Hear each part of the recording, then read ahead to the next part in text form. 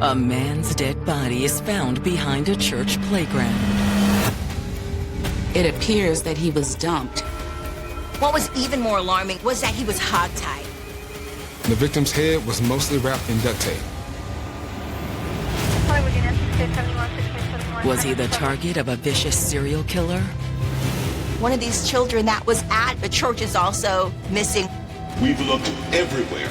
Could it be a coincidence? I have an ambulance. Or is his death the result of a tragic love triangle? We slept together last night. People are getting played and they don't like it.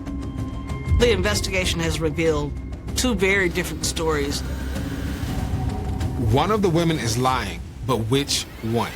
This is your problem. Handle it! And is one of them a killer?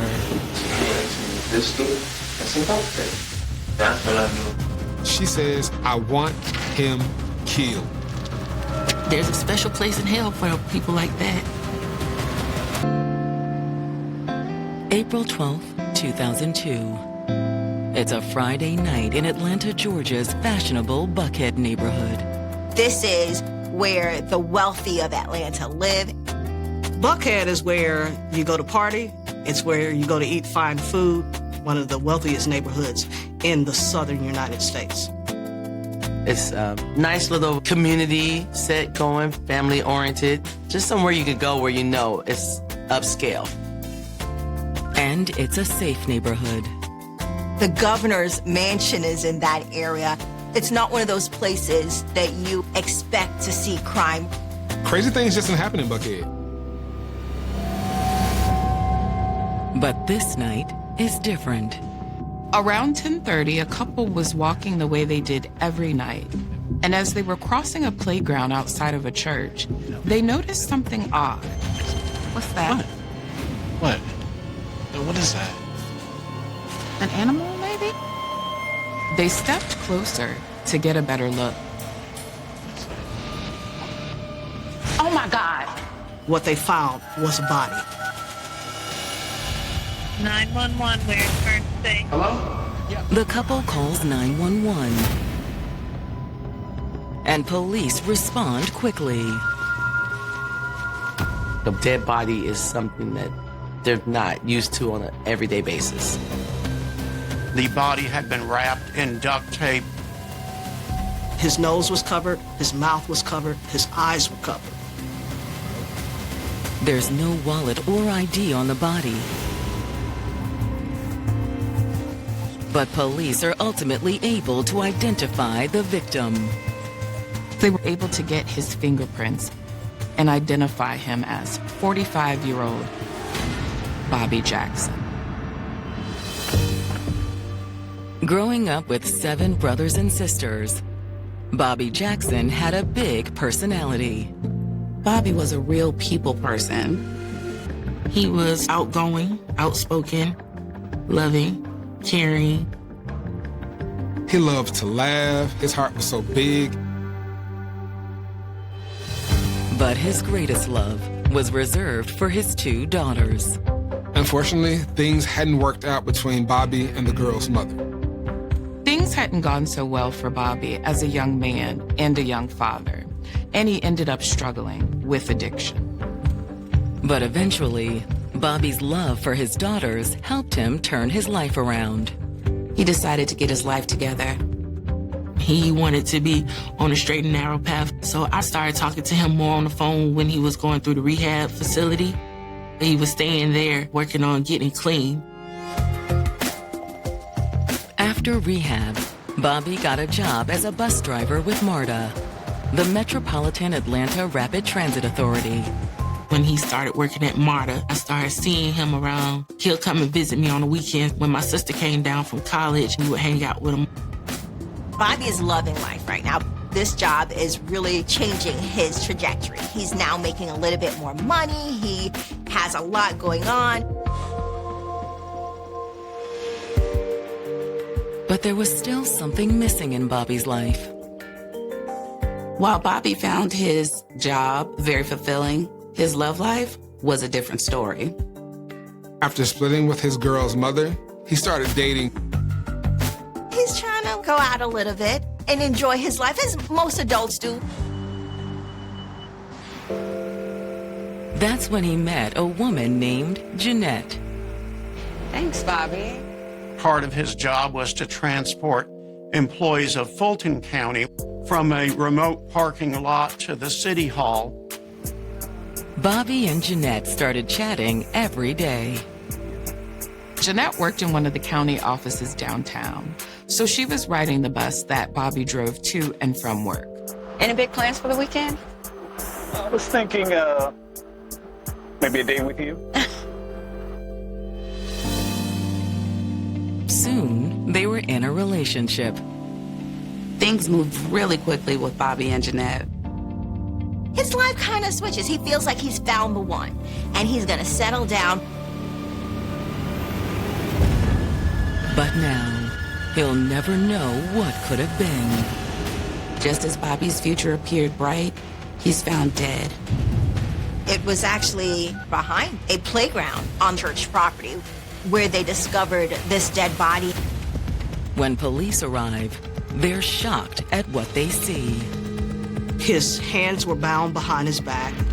His feet were also bound. Duct tape was wrapped around his face. And then the situation gets even worse. While the police are busy putting up crime scene tape, they are approached by a pastor. The church was actually having a lock-in for its kids. A lock-in is where the kids have a sleepover, they play games, watch movies, do a little Bible study. We may have a child missing. And what the pastor tells police could signal the start of a desperate race to save a life. He's anxious and very nervous, and he's like, we have a missing kid. We've looked everywhere. The 12-year-old boy had gone missing. I have an Amber Alert. Is it possible the kid's disappearance is somehow connected to Bobby's death? With his substance abuse issues firmly in his past, 45-year-old Bobby Jackson was making a new start in life. Once he got out of rehab, things really started to look up for him. He got a good job driving an Atlanta City bus, and he was rebuilding his relationship with his 2 daughters. And he'd found love with Jeanette, a woman who rode his bus. Jeanette worked in a government office downtown, and she would talk to Bobby every day on the ride to work.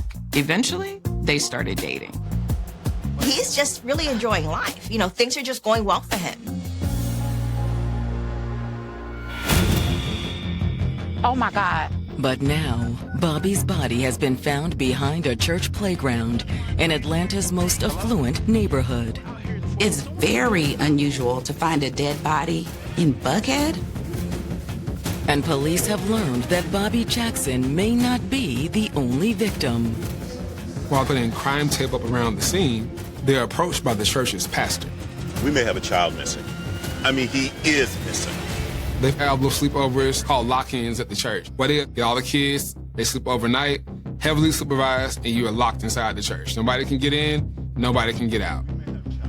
But one child has gotten out of the church. He's 12 years old. We have looked for him everywhere, and he is not in the building. He is very worried.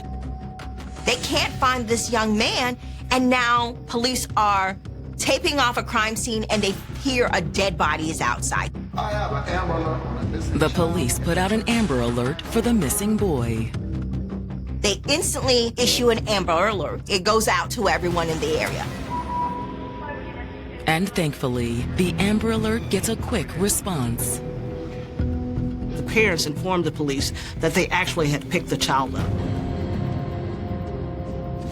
With the missing child explained and homicide now on the scene, investigators can turn their full attention to the crime scene. The body's fully clothed and wrapped in a comforter. The detective can only speculate about how he died. His head is wrapped with duct tape. The duct tape is literally covering the mouth and the nose, so this individual would not have been able to breathe. This is assuming that he was still alive when he was wrapped up. He could have choked the way he's tied up. Hold time. hog tying is where the arms and the legs are tied, where they are in a folded position backwards. If he were to try to stand or even move, he would choke himself. And it doesn't look like a robbery. While his wallet is missing, he's wearing a wristwatch and a silver bracelet. If this was a robbery, these items of value would have been gone. It also appears that the victim was killed somewhere else. The body is not wearing shoes, but the socks are clean, literally almost white. Looks like they drove into the parking lot to dump him. The detectives can make out faint drag marks in the grass. Those marks are leading from the parking lot to the playground. The evidence also gives the police a time frame. The comforter around him is dry, and it rained that afternoon. It had rained around 4 p.m. Police believe that the body had been dumped after that. After turning the body over to the medical examiner, investigators canvass the neighborhood looking for witnesses. None of the residents noticed anything unusual. There was a lot of activity because of the church lock-in. Police also spoke to the youth pastor, asking him, did he see anything that was out of the ordinary? And again, the answer is no. They were busy with preparations for the drop-off for lock-in. The search for electronic witnesses also comes up empty. The security cameras at the church weren't able to capture anything useful. After wrapping up at the crime scene, the detective meets with a member of Bobby's family. She's devastated to learn that Bobby is dead. If you're able to talk, ma'am, I mean, it would really help out with the investigation. Okay, I want to help. She tells detectives she had just seen him the day before, on Thursday. I remember I called him that Friday to invite him to come to my track meet.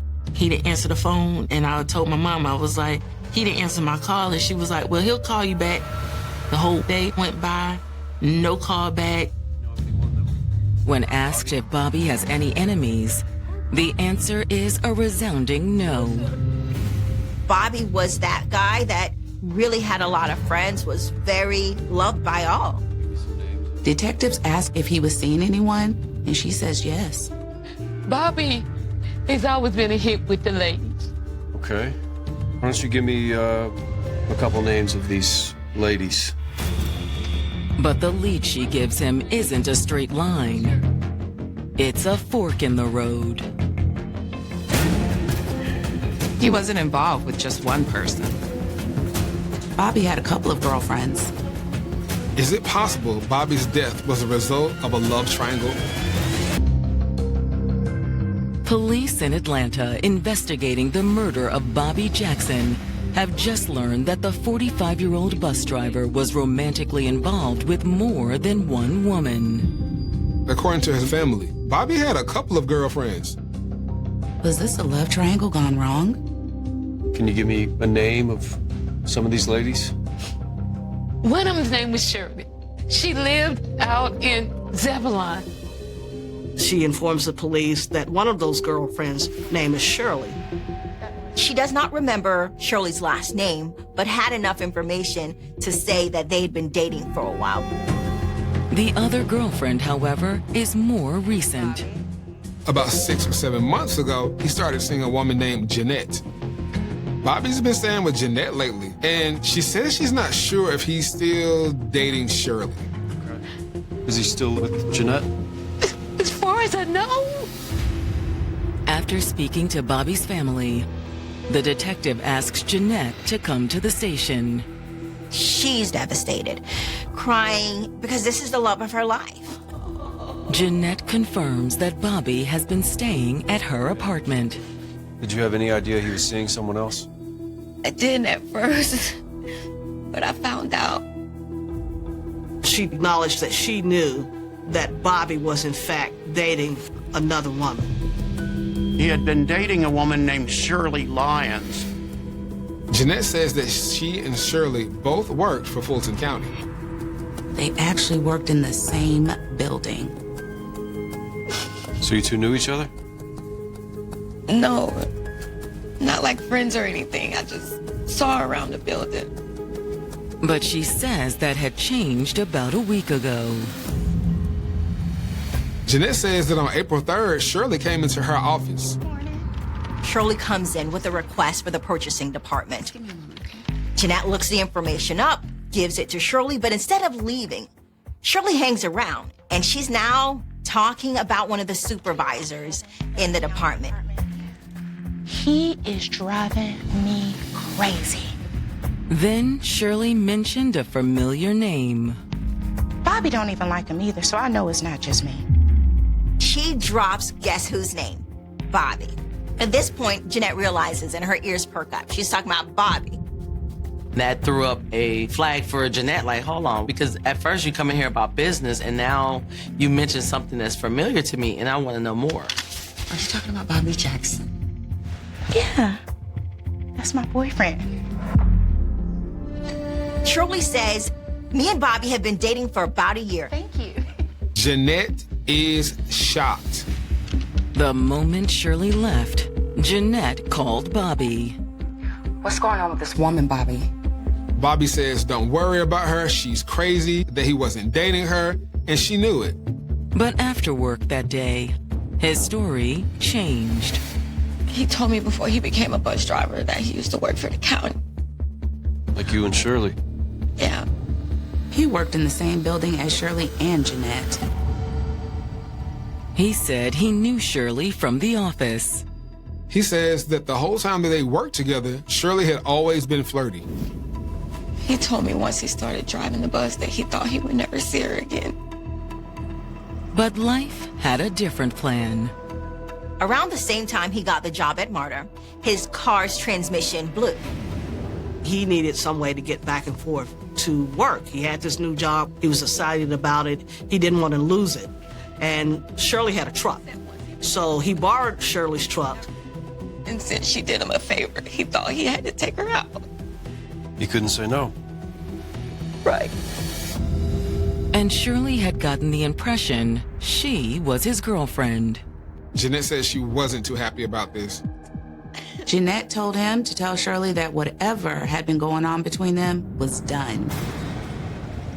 On the morning of April 5th, Bobby called Jeanette to tell her he'd taken care of it. He called saying that he told Shirley that they could be nothing more than friends.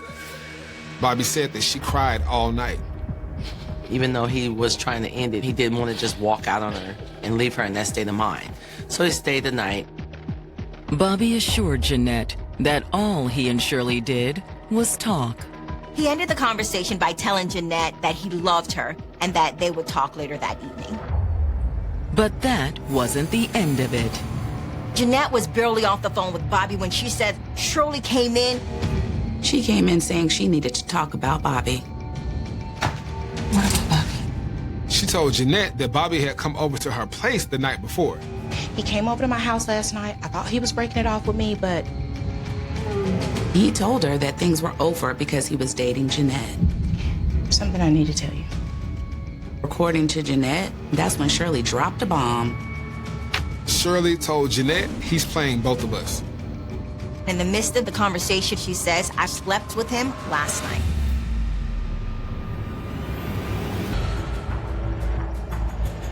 The girlfriend of murdered Atlanta bus driver Bobby Jackson has told investigators that he had severed all ties with a woman he'd previously dated, Shirley Lyons. Just a few days before his body was found dumped behind a church playground.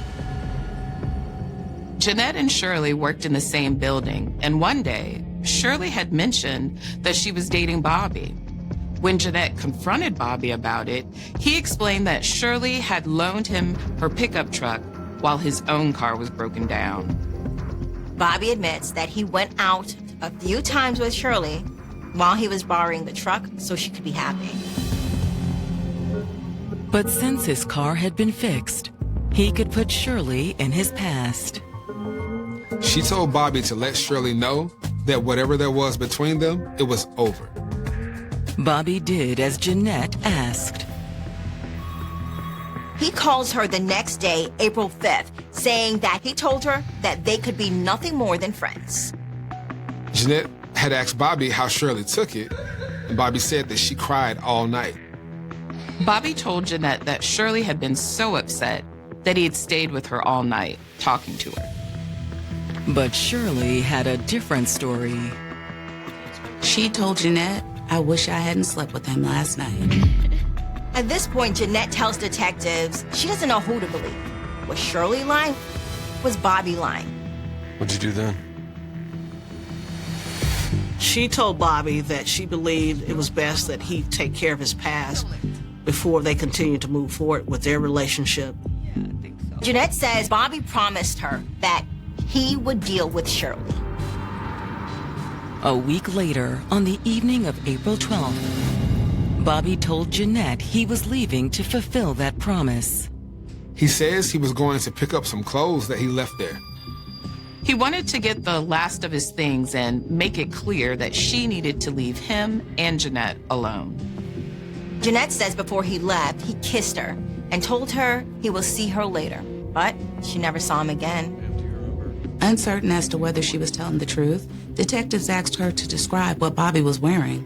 And sure enough, her description matches the clothes he was found in. However, she also mentioned he was wearing a gold chain with a cross. And also a ring with a tiger on it. These were things that he habitually wore on his person that were not discovered when his body was found. This raises a new question for the investigator. Bobby had on a watch and bracelet when he was found. So why would the killer leave those but take the ring and necklace? But the interview with Jeanette also provides a possible motive for the murder.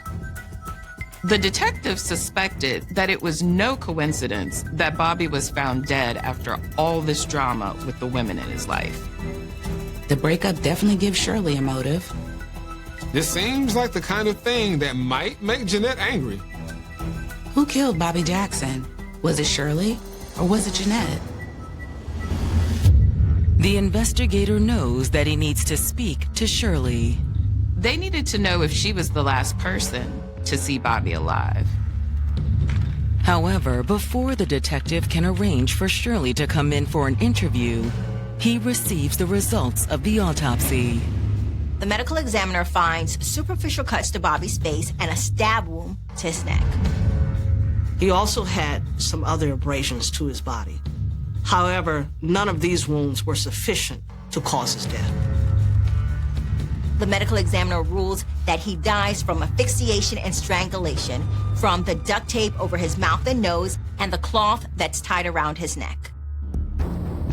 The autopsy reinforces the suspicion that the motive was personal. The medical examiner said that the duct tape had been wrapped at least 8 times around his face. That is very cruel. To me, that is coming from someone that's hurt. That's coming from someone who has had some type of emotional encounter with this man.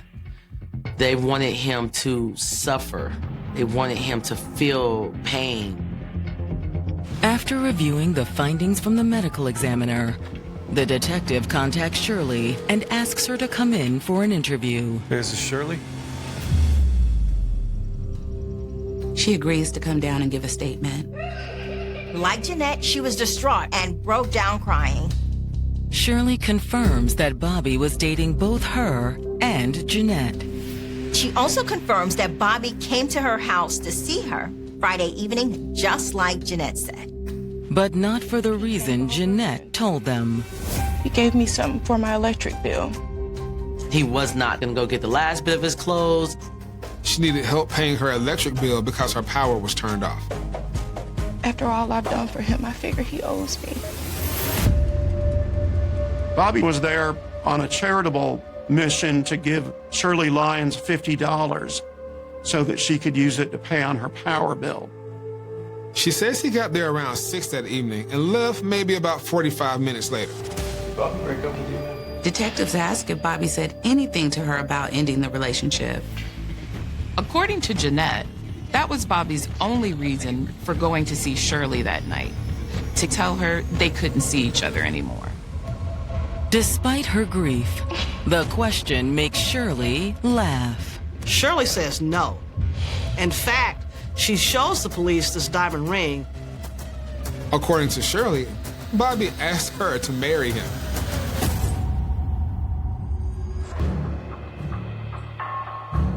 Shirley Lyons has just told an Atlanta detective that 3 weeks before his body was found dumped behind a church playground, Bobby Jackson had proposed to her. That directly contradicted what Bobby's girlfriend, Jeanette, had told investigators. According to her, Bobby was breaking things off with Shirley. The detective isn't sure who to believe. You have these two women. You have one who's saying, hey, we're about to get married, and another one says, no, he told me they broke up. The police have to conduct further investigation to really figure out what the truth is. To do that, investigators will need search warrants. Since Shirley was the last person known to have seen him, they started at her house.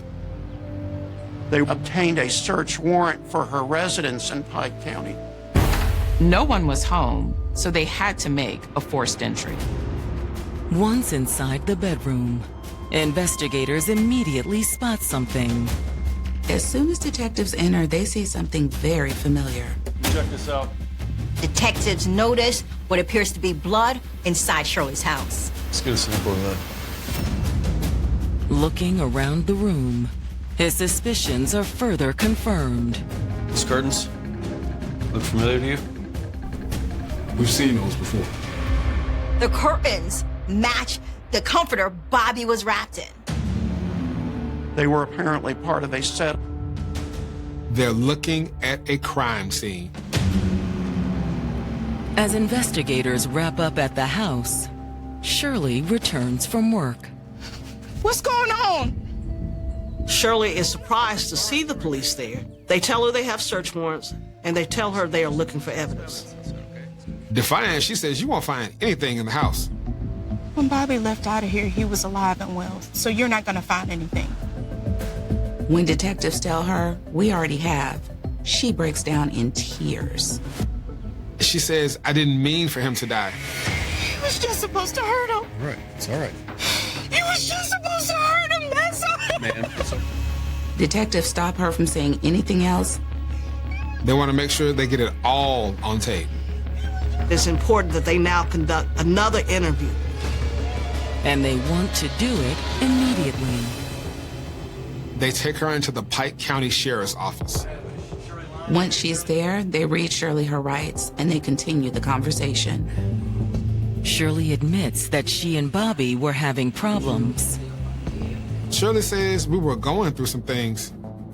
I had did a lot for him, and I kept telling him if he wanted to have a relationship, then we have a relationship. He said no. But a week before Bobby died, she found out about the other woman in his life.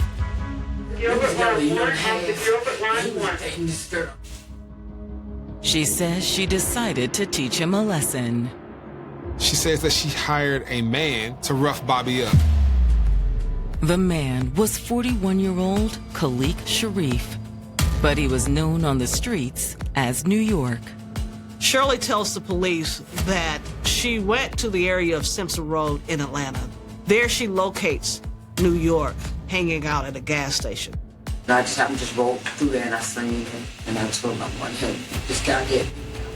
She tells New York about the problems she's having with her boyfriend, tells him she needs someone to just kind of rough her boyfriend up. New York agreed to do it for $2,000. They made a plan and decided that they would ambush him a week later on the evening of the 12th. Shirley says that night she drove to Atlanta and brought New York back to her house in Zebulon. Shirley told him to hide in the closet. She says New York was waiting when Bobby came to the house. Bobby gets in, and then he ambushes him with a gun. Can you check this light out? Which light? This one keeps going. This light here? Yeah. Get on the ground. Okay, Hurry. Shirley tells detectives New York gave her the gun and told her to hold it onto Bobby while he rips up the sheets to tie him up. He just told me to hold the gun while he ties arm. Shirley tells the police that after New York tied up Bobby, he beat him. And she says that's how the blood got on the carpet. His nose was bleeding. After that, according to Shirley, New York marched Bobby out to his car. New York loaded Bobby into the car and drove off. She keeps saying, I didn't know he was going to kill him. So you paid him to beat him up, but not kill him? Yeah. She's adamant that she never meant things to go as far as they did. She also denies taking the ring and the necklace. After the interview, the detective gets a warrant to bring Khalik Sharif in for questioning. Within hours, the Atlanta police picks up Khalik outside the rooming house where he lived. Inside his room, they recover Bobby's necklace. When the detective questions Khalik, he freely admits he knows Shirley. Khalik confirms that Shirley approached him about a week before the killing. She said, oh, I have a little problem, maybe you can help me out. The problem, according to Khalik, was Shirley's boyfriend. She said, well, if you can steal me from me, and you can appreciate me, fight, that. That's when Shirley offered him $2,000 to help her. When Khalik asked Shirley what she wanted him to do, her answer was simple. She wants payback. He's still alive. Shirley Lyons has just admitted that she solicited Khalik Sharif to beat up her boyfriend, Bobby Jackson. But now Khalik has revealed to detectives that she told him something very different. He's still alive. Khalik asked Shirley, what do you want done? She says, I want to kill you. Khalik says he thought she was just venting. I said, well, I don't know about all that, but I'm saying, you know, if you need some help trying to scare him up out there. Now, I'm not gonna lie, I was kind of skeptical. I didn't even take her serious. But he did ask further questions. He did ask Shirley how much was she willing to pay. And Shirley told him $2,000. So he agreed to go along. Khalik probably thought maybe, okay, I'll do a little something, but I'm not gonna get fully engaged in this because she's out of her mind. Even when Shirley picked him up on Friday, he still did not believe it. I don't think it was just a hope. But then things got real. As it got closer to when Bobby was supposed to arrive, things took a serious turn. In the closet.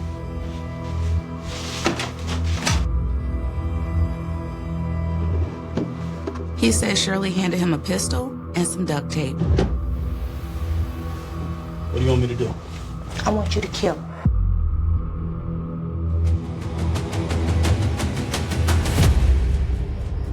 And it wasn't long before Bobby arrived. Can you check this light out? Bobby gets there, and Shirley asks for help in the bedroom. She said her lights weren't working properly. When Bobby entered the bedroom, he had no idea what was waiting for him. Get on the ground. Khalik tells the police, I jumped out the closet, I pulled the gun on Bobby, and I told him to lay down. Then Khalik used the duct tape that Shirley had given him to tie Bobby up. After Khalik has hog-tied Bobby, he then begins to wrap Bobby's face, his mouth, his nose with that duct tape. This entire time, he says Shirley is taunting Bobby. You think this is a game? You want to play me now? Khalik tells the police that Shirley began slapping Bobby, and he also admits that he had a little pocket knife, and he began to poke and stab at Bobby. But he says he also gave Shirley a last chance to change her mind. I asked, I said, do you really want me to kill this man? She said, I want him dead. Shirley could not stand that Bobby had found happiness outside of being with her. And she killed him for it. Here's $50. Shirley gave Khalik what amounted to a down payment for killing Bobby. Shirley takes the $50 that Bobby actually gave her for the electric bill, and she gives that to Khalik. He also tells detectives that he went through Bobby's pockets and found another $50. He also takes the necklace with the cross, and he takes the gold ring with the tiger face.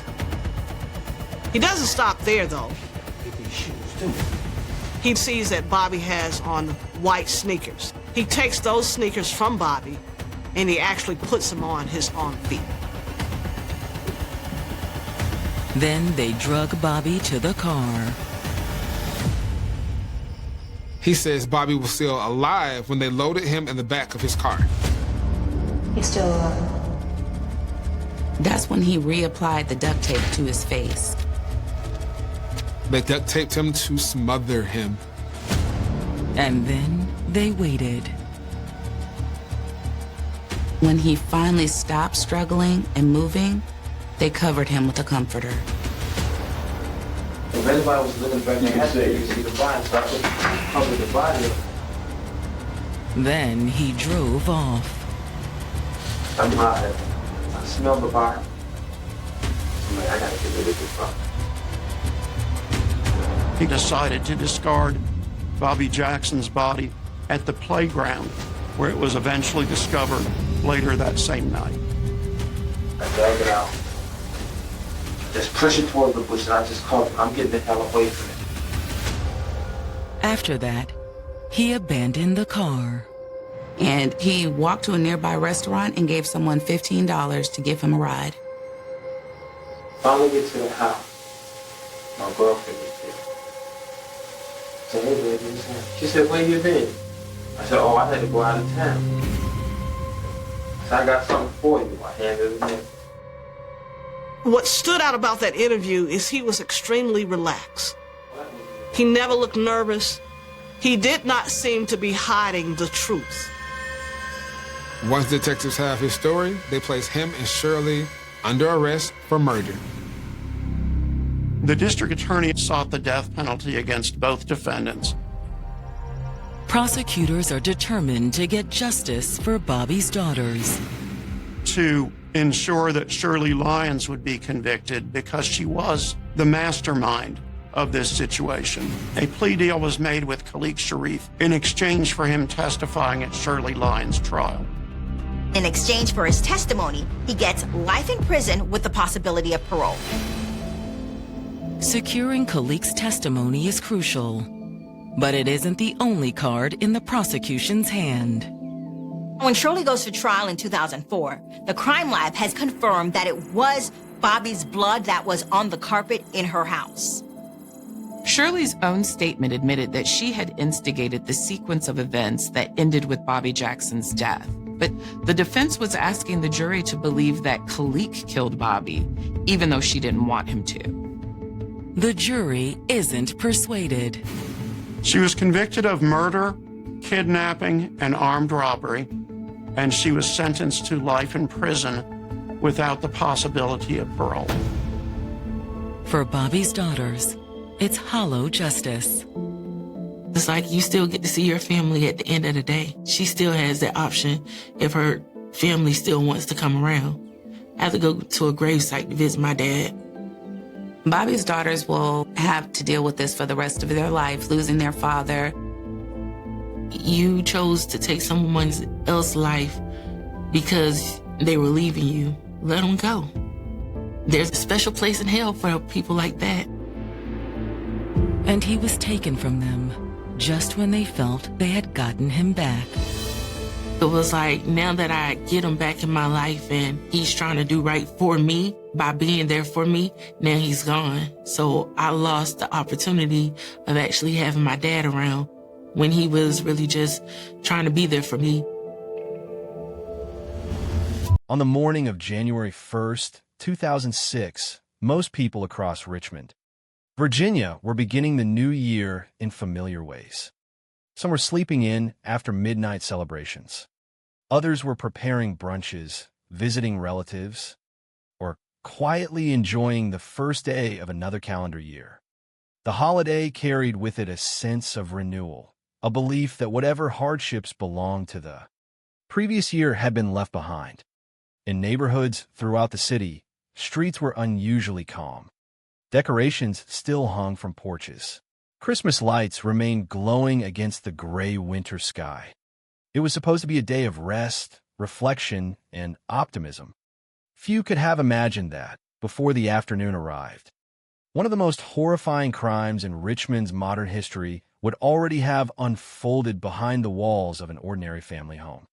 The neighborhood of Woodland Heights reflected everything people associated with stability and community. Located south of the James River, it was known for its historic houses, tree-lined streets, and neighbors who knew one another by name. Residents often described the area as peaceful. It was the kind of neighborhood where children could play outside, where families gathered for holidays, and where trust had become such a natural part of daily life that many homeowners rarely felt the need to lock their doors. Violence seemed like something that happened somewhere else. Serious crime belonged to television reports from distant cities, not to the quiet blocks where people exchanged holiday greetings and looked after one another's homes. Among those residents was the Harvey family. Brian Harvey, his wife Catherine, known to friends as Kathy, and their two young daughters, Stella and Ruby, were well known throughout the community. Brian had earned recognition as a musician, while Kathy co-owned a beloved local toy store. Together, they had built a life centered around family, creativity, and the community that surrounded them. On that New Year's morning, they were preparing to welcome friends for a holiday lunch. It was expected to be another warm gathering at the beginning of another ordinary year. Instead, the house would soon become the scene of unimaginable violence. As the morning passed, one of Brian Harvey's friends arrived earlier than expected for the planned gathering. What should have been a cheerful visit immediately felt wrong. Smoke was rising from the Harvey residence. At first glance, it appeared that the family might simply be dealing with an accidental house fire. Fires, while frightening, were not unheard of during the winter months. Electrical decorations, fireplaces, overloaded outlets. Many possibilities could explain smoke on New Year's Day. The friend did not hesitate. Emergency services were called. Firefighters were dispatched with the expectation that they would be extinguishing a residential blaze and perhaps rescuing anyone trapped inside. It was a routine emergency response, one that firefighters trained for countless times throughout their careers. Yet almost immediately after entering the house, they realized this was no ordinary fire. The flames themselves were relatively limited. Instead, signs began to emerge that something far more disturbing had occurred before the fire had even started. During their search of the residence, firefighters discovered bodies. The victims showed unmistakable indications that they had not died as the result of smoke or flames. They had been restrained. The circumstances demanded an immediate change in priorities. Firefighters became the first witnesses to what would soon be recognized as a homicide scene. Police investigators were called without delay.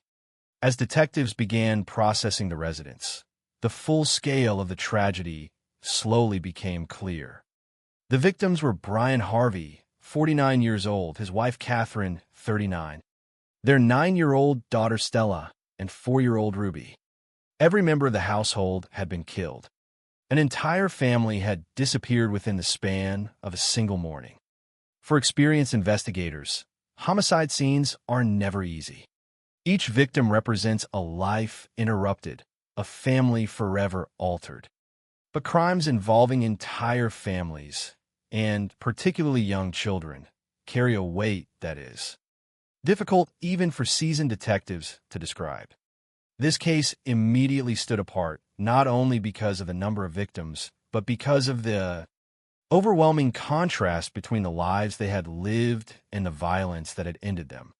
The Harvey residence had shown every outward sign of warmth and normalcy. Yet inside, investigators were confronted with one of the most disturbing crime scenes many of them would ever encounter. Initial questions came quickly. Was this a targeted attack? Had Brian Harvey's public career somehow made him an intended victim? Did Kathy's business place the family in conflict with someone? Had anyone received threats? Was there some hidden dispute, unknown even to their closest friends? Early in nearly every homicide investigation, detectives search first for relationships. Most murders are committed by someone who knows the victim. Family members, acquaintances, former partners, business associates. These are often the first places investigators look. But as evidence accumulated, another picture began to emerge. There appeared to be no long-standing feud. No personal grade surfaced. There was no indication that the Harvey family had been specifically selected because of who they were. Instead, investigators would eventually reach a conclusion that was, in many ways, even more unsettling. The family had not been chosen because of anything they had done. According to the investigation, they had simply become victims of opportunity. Earlier that morning, Brian Harvey had stepped outside to retrieve the newspaper and inadvertently left the front door slightly open. At nearly the same time, two men were driving through Richmond searching for houses they could burglarize. Seeing the open door, they made a spontaneous decision to enter the residence. They had no prior connection to the Harvey family. They were not looking for Brian Harvey. They were not searching for Kathy or her business. The choice of victims appears to have been entirely random. That realization would profoundly disturb both investigators and the public. If an ordinary family in one of Richmond's safest neighborhoods could become the victims of such extraordinary violence simply because an opportunity presented itself, then the sense of security shared by countless residents suddenly felt fragile. The case challenged assumptions about safety that many people had carried for years. Yet even as detectives began piecing together the events inside the Harvey home, they remained unaware of one terrifying fact. This crime was not the end of the story. It was only the beginning. The murders of Brian, Kathy, Stella, and Ruby Harvey marked the opening act of a violent crime spree that would continue across Richmond during the first week of January 2006. More victims would follow before investigators finally identified the men responsible.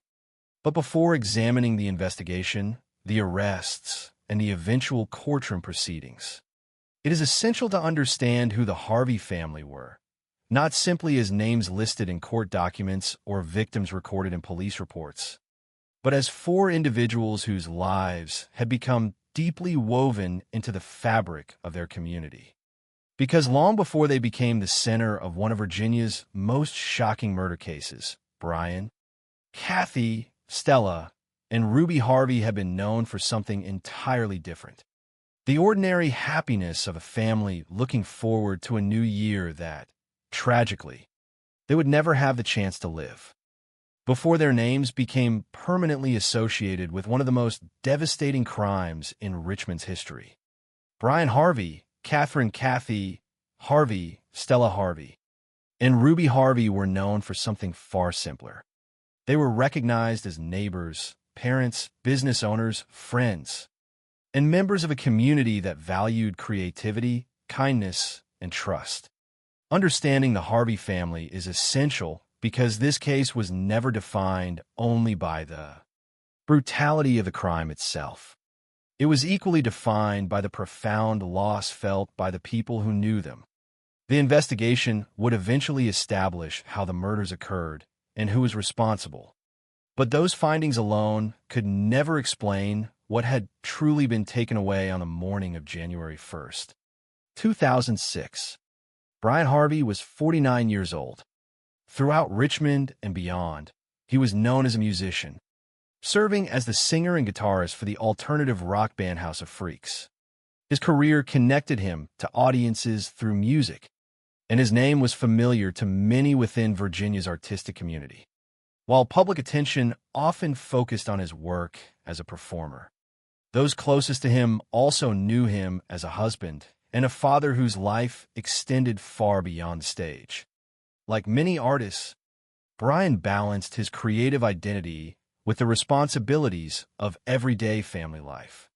There is nothing in the available evidence to suggest that his musical career had exposed him to threats or conflicts that might explain what happened to his family. Early investigators naturally considered every possibility, including whether Brian's public profile had made him a target. However, as the investigation progressed, no evidence supported such a conclusion. Instead, investigators ultimately determined that his profession had no connection to the murders. Catherine Harvey, known affectionately as Kathy, was 39 years old. She was the co-owner of World of Mirth, a well-known toy store in Richmond.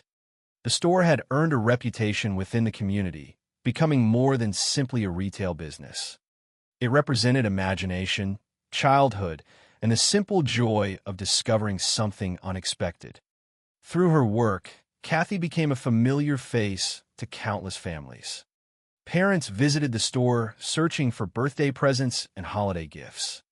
Children experienced the excitement of browsing shelves filled with toys and games.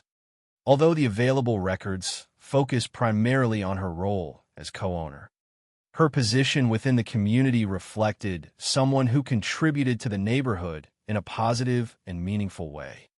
As with Brian, investigators examined whether her business activities could have created motives for violence. Once again, no evidence indicated that World of Mirth or Kathy herself had any connection to the offenders. The crime was not linked to business disputes or personal grievances.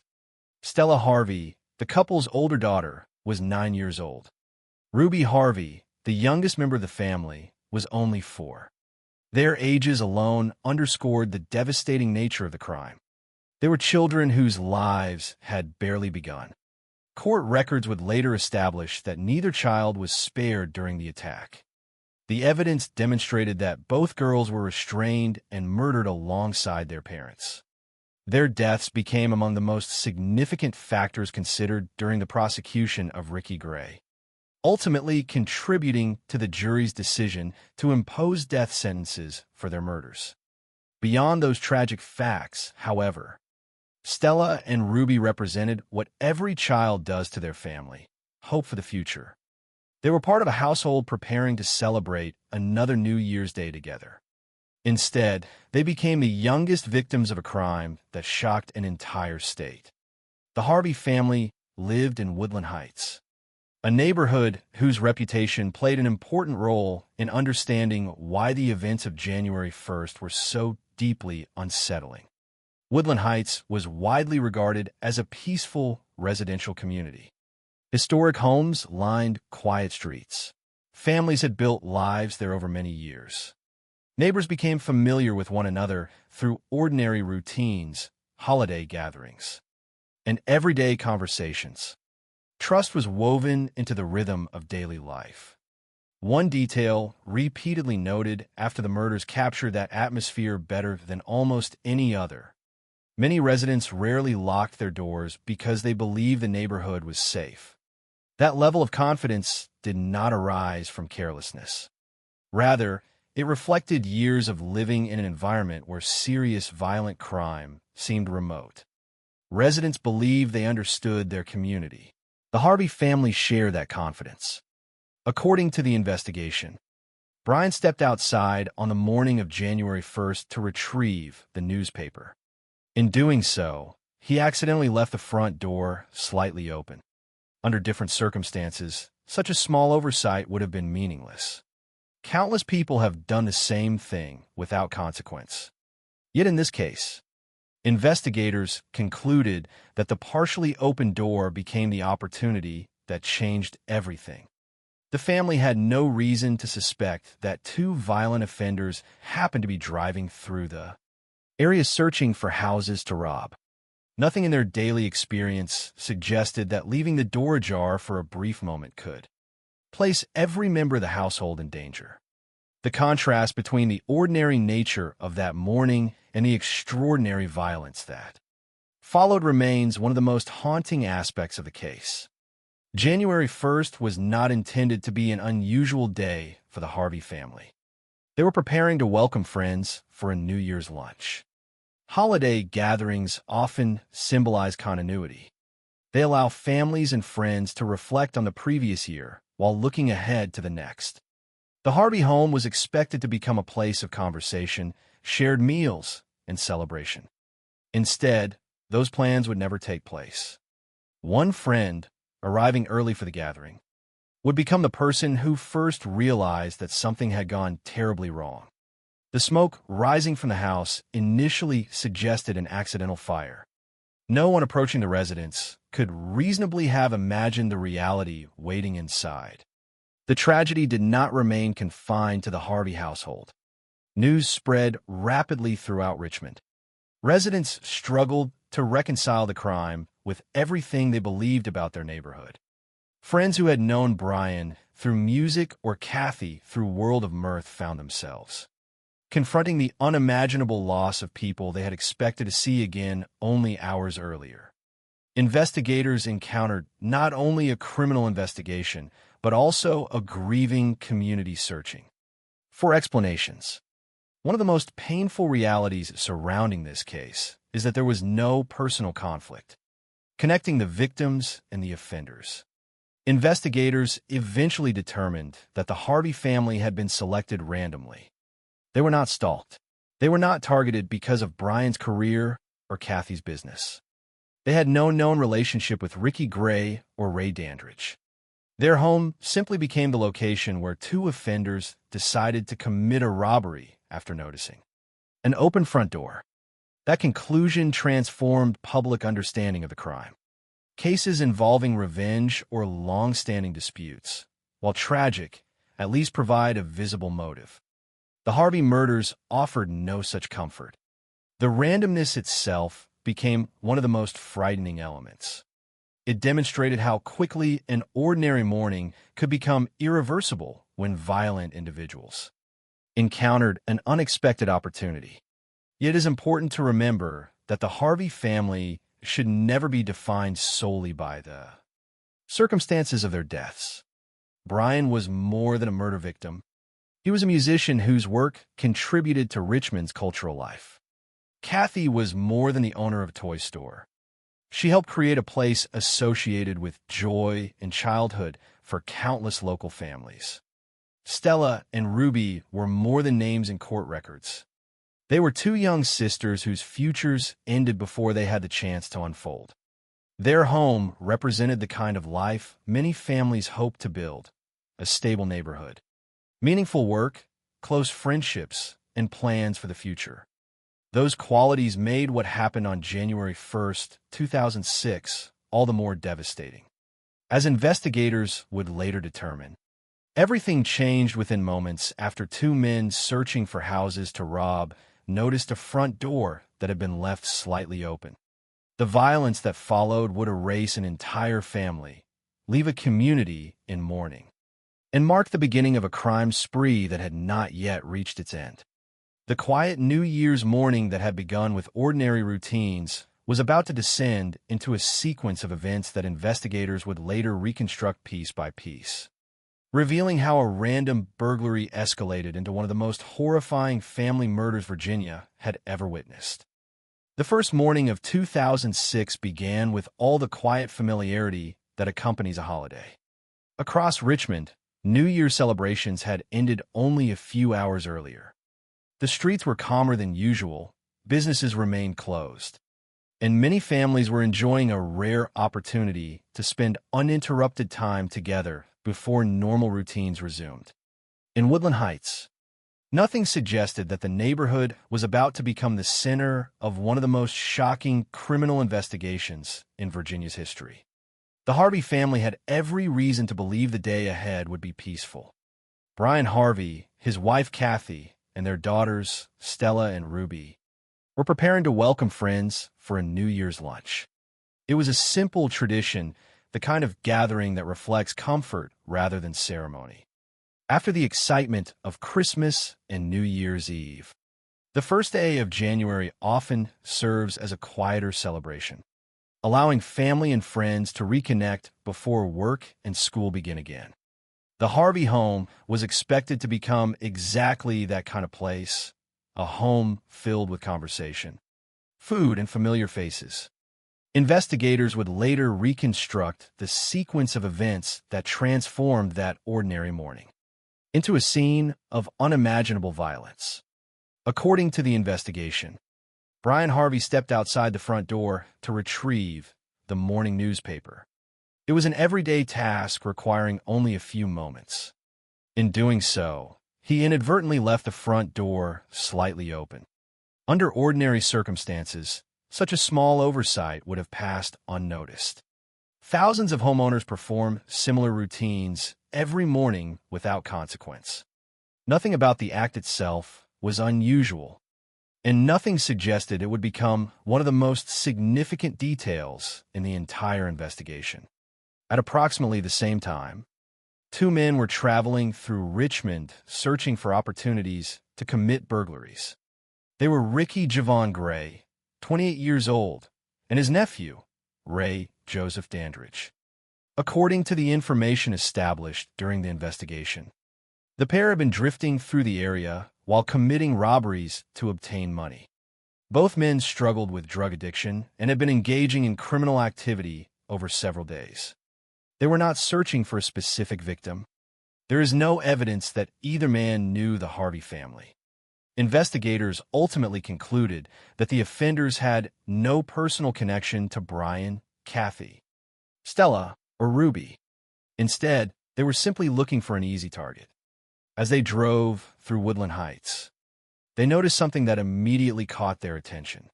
The Harvey home's front door was open. To most people, an open front door in a quiet residential neighborhood might suggest nothing more than a homeowner carrying groceries inside, checking the mail, or briefly stepping outdoors. To Gray and Dandridge, however, it represented opportunity. Rather than continue searching elsewhere, they made a spontaneous decision to enter the residence. That decision, made in only a matter of seconds, would ultimately end 4 lives. One of the most disturbing aspects of the Harvey family murders is the apparent randomness of the offender's choice. Many homicide investigations revolve around relationships. Detectives search for former partners, family disputes, financial disagreements, or long-standing personal conflicts. Those motives often provide investigators with a logical starting point. In this case, however, the evidence pointed towards something entirely different. The Harvey family had not been selected because of who they were. Their home had simply appeared vulnerable at precisely the wrong moment. That conclusion made the crime especially difficult for the community to accept. If an ordinary family could become victims simply because an open door happened to be seen by violent offenders, then the tragedy seemed almost impossible to predict or prevent. Once inside the residence, Gray and Dandridge confronted Brian Harvey. Investigators determined that a knife was used to control him during the initial moments of the home invasion. The available evidence indicates that Brian was quickly placed under the offender's control before. The situation expanded to include the rest of the household. Kathy Harvey was also restrained. The 2 young girls, Stella and Ruby, were likewise taken captive. As investigators pieced together the crime scene, one observation became particularly significant. There was little evidence that the family had mounted a substantial physical struggle. This absence of widespread resistance deeply affected investigators because it suggested a heartbreaking possibility. Detectives believed the family likely cooperated with the offenders in the hope that compliance would preserve their lives. Such behavior is not unusual during armed robberies. Victims frequently choose cooperation because they reasonably believe surrendering property offers the safest path to survival. Money, jewelry, electronics, and other possessions can always be replaced. Human life cannot. Everything known about the Harvey family supports the conclusion that protecting one another would have been their highest priority. Faced with armed intruders, it is entirely understandable that they would have hoped the offenders intended only to steal valuables before leaving. Unfortunately, the offenders had other plans.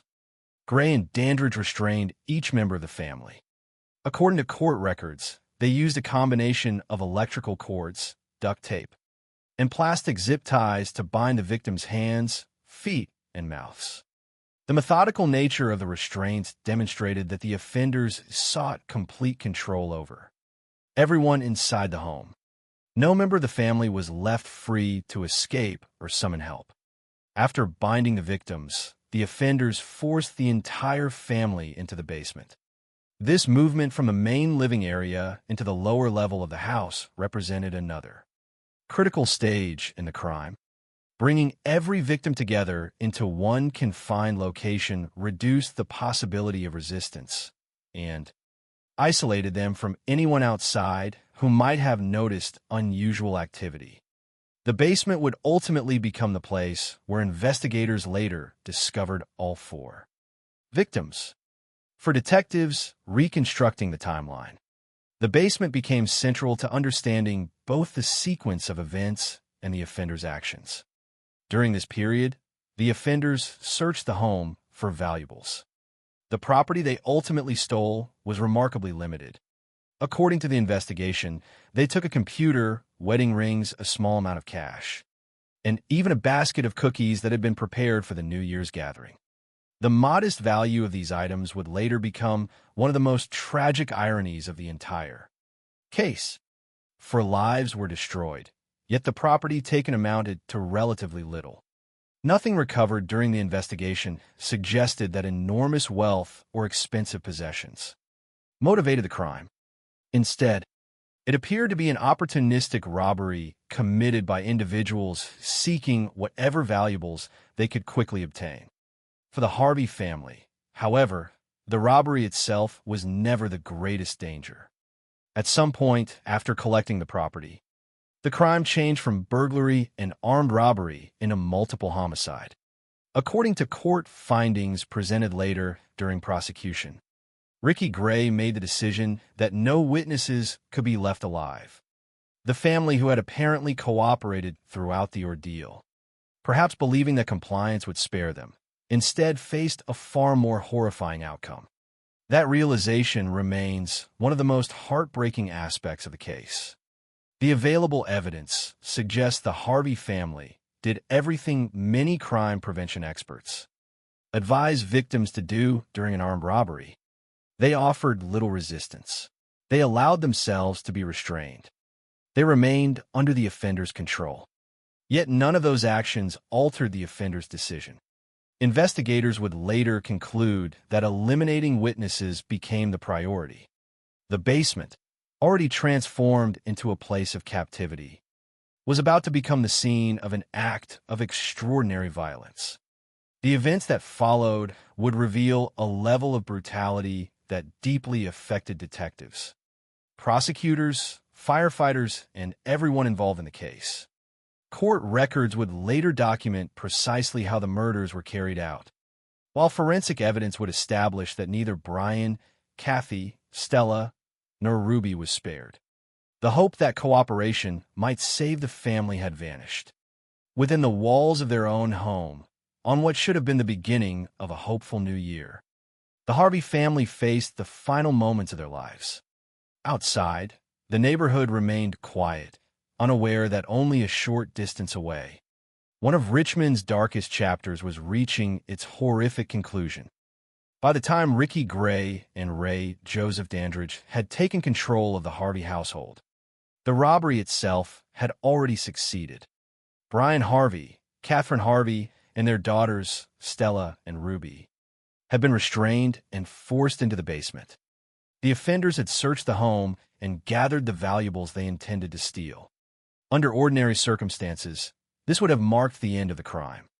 In countless burglaries and home invasions, offenders flee once they obtain money or property, hoping to escape before law enforcement can respond. For the Harvey family, however, the danger did not end when the robbery was complete. Instead, it entered its most horrifying phase.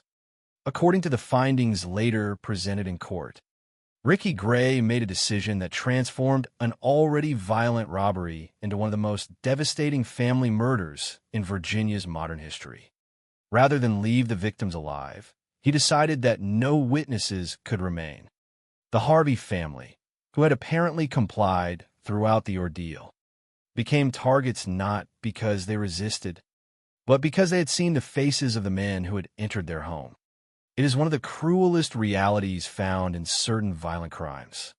Cooperation, which victims often believe offers the greatest chance of survival, cannot protect them when an offender has already decided that every witness must die. Investigators would later examine the scene in painstaking detail, reconstructing the final moments through physical evidence, forensic findings, and court testimony. Those findings revealed a level of violence that deeply affected even experienced investigators. According to court records, the victims were first assaulted with a claw hammer before suffering fatal throat wounds.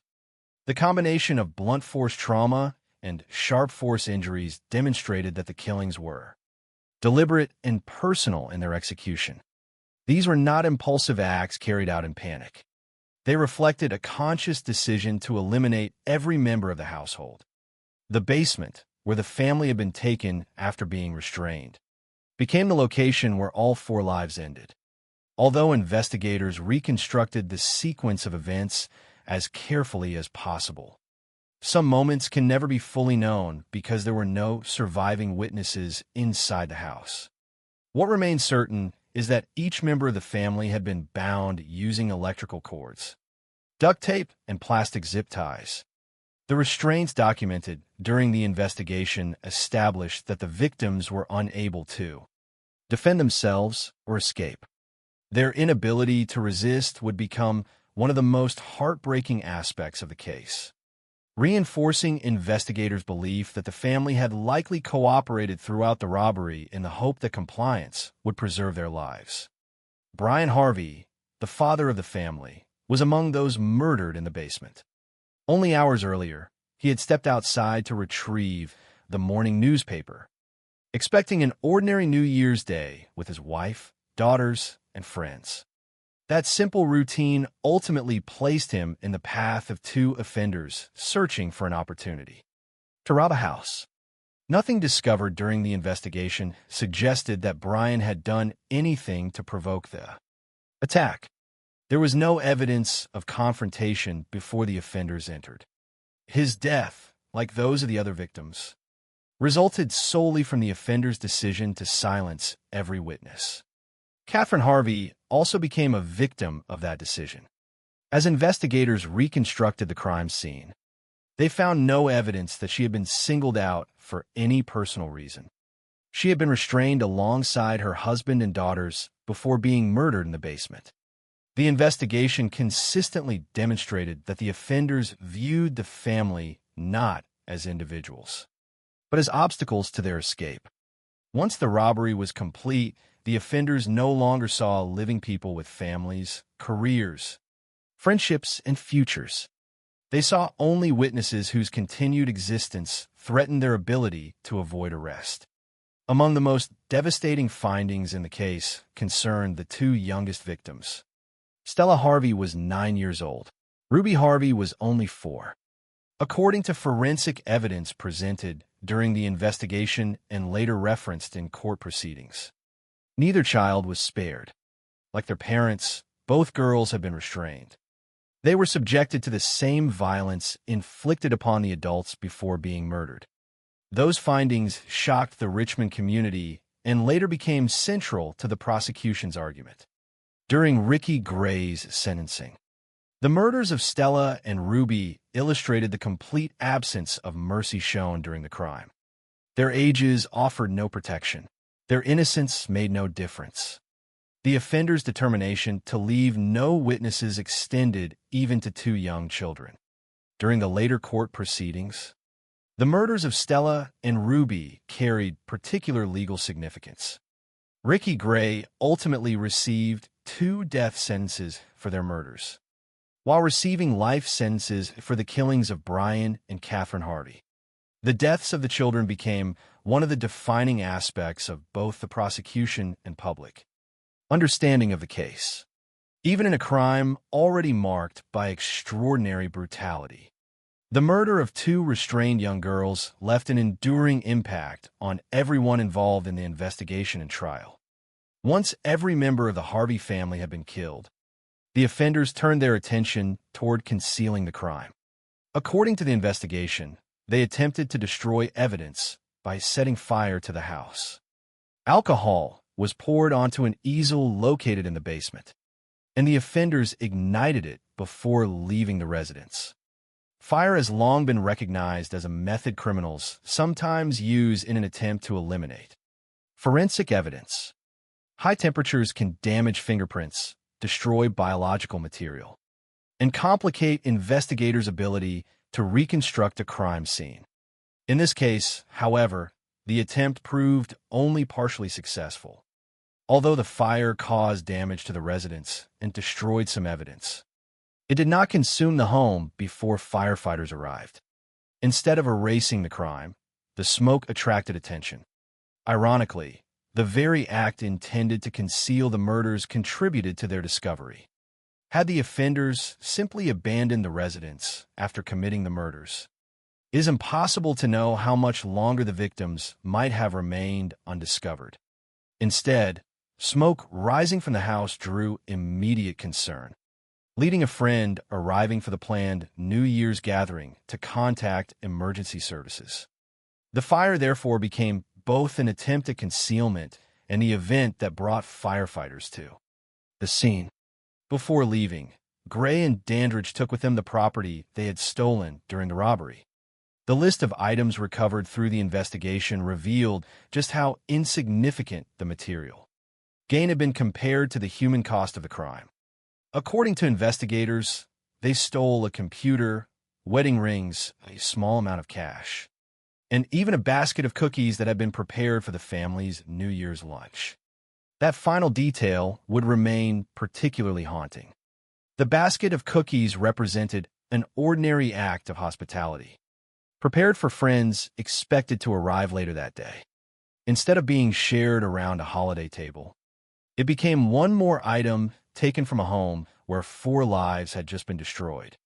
The contrast between the value of the stolen property and the magnitude of the violence became one of the defining characteristics of the Harvey family murders. There was no evidence of enormous financial gain. No priceless collection had been stolen. No complex criminal conspiracy had unfolded. The offenders destroyed an entire family while taking only a handful of relatively ordinary possessions. This reality profoundly affected public reaction after details emerged. Many struggled to comprehend how 4 people, including 2 young children, could be murdered during a robbery that yielded so little. For investigators processing the basement, the emotional weight of the scene proved difficult to ignore.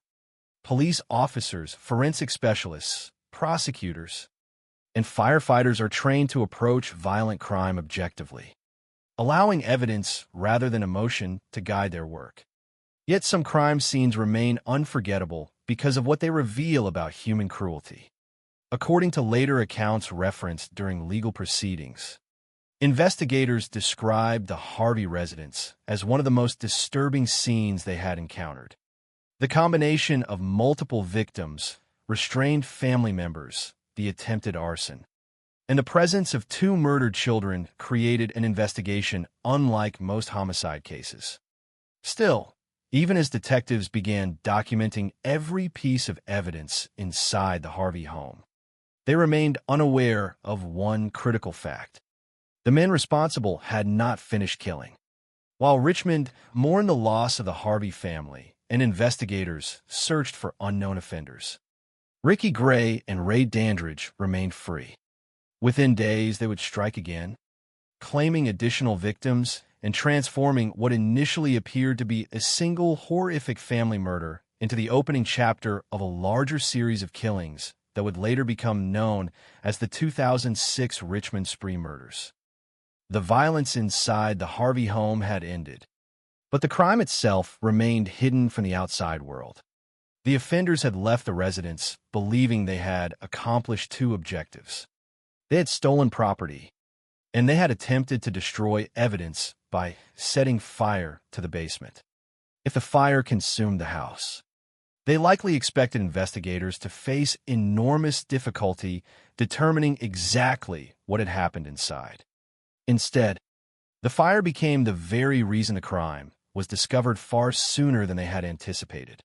On the morning of January 1st, 2006, one of Brian Harvey's friends arrived early for the New Year's lunch that had been planned before the day's events were violently interrupted. It should have been an ordinary social visit.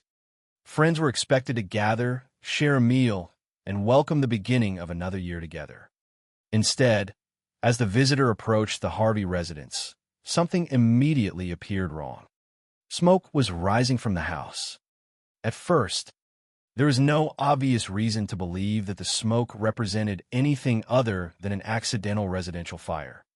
During the winter months, house fires can result from numerous causes, including heating systems, fireplaces, electrical problems, or holiday decorations. Nothing visible from outside immediately revealed the unimaginable events that had already taken place inside. Recognizing the potential danger, the friend contacted emergency services.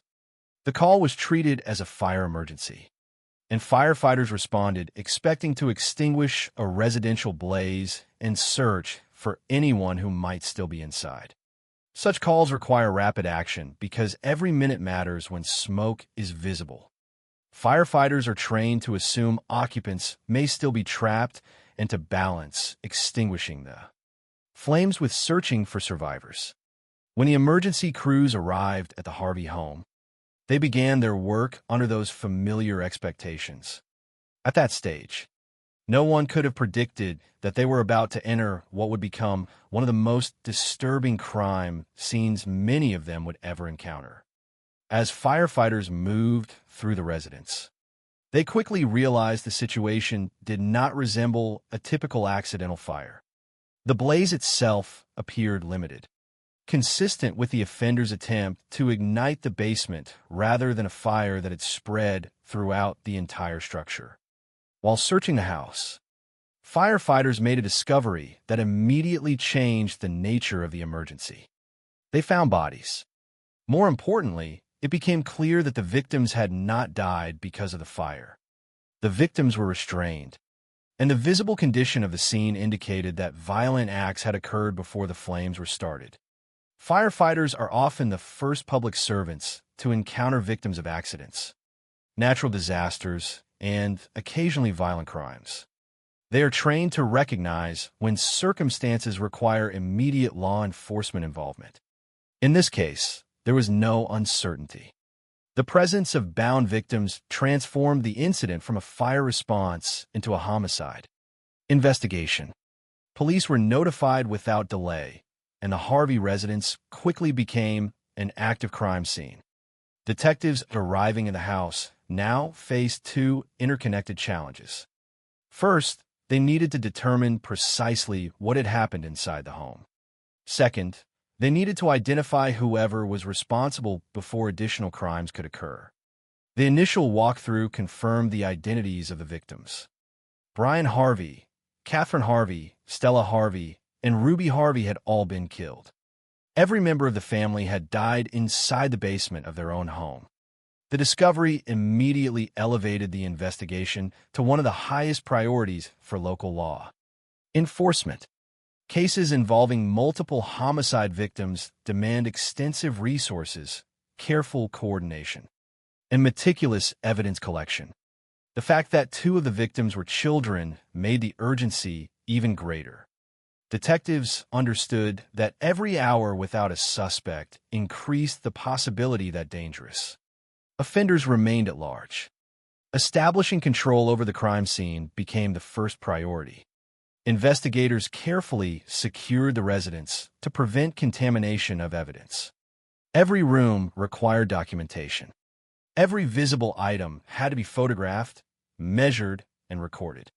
Although the available public record does not describe every forensic procedure conducted inside the Harvey home, Standard homicide investigations rely on detailed scene preservation because even seemingly insignificant evidence can later prove decisive. In this case, investigators also faced an additional obstacle. The offenders had attempted to destroy evidence by setting the fire. Fire can complicate nearly every aspect of forensic analysis. Heat damages biological evidence. Water used during firefighting operations may alter parts of the scene. Smoke deposits residue across surfaces, while structural damage can make examination more difficult. Every homicide investigation depends upon reconstructing events as accurately as possible, and the attempted arson introduced another layer of complexity. Even so, investigators did not conclude that the evidence had been entirely destroyed. On the contrary, they continued processing the residence with the understanding that valuable forensic information often survives fires, particularly when the blaze is extinguished before consuming the entire structure. One of the earliest observations made by investigators concerned the condition of the victims.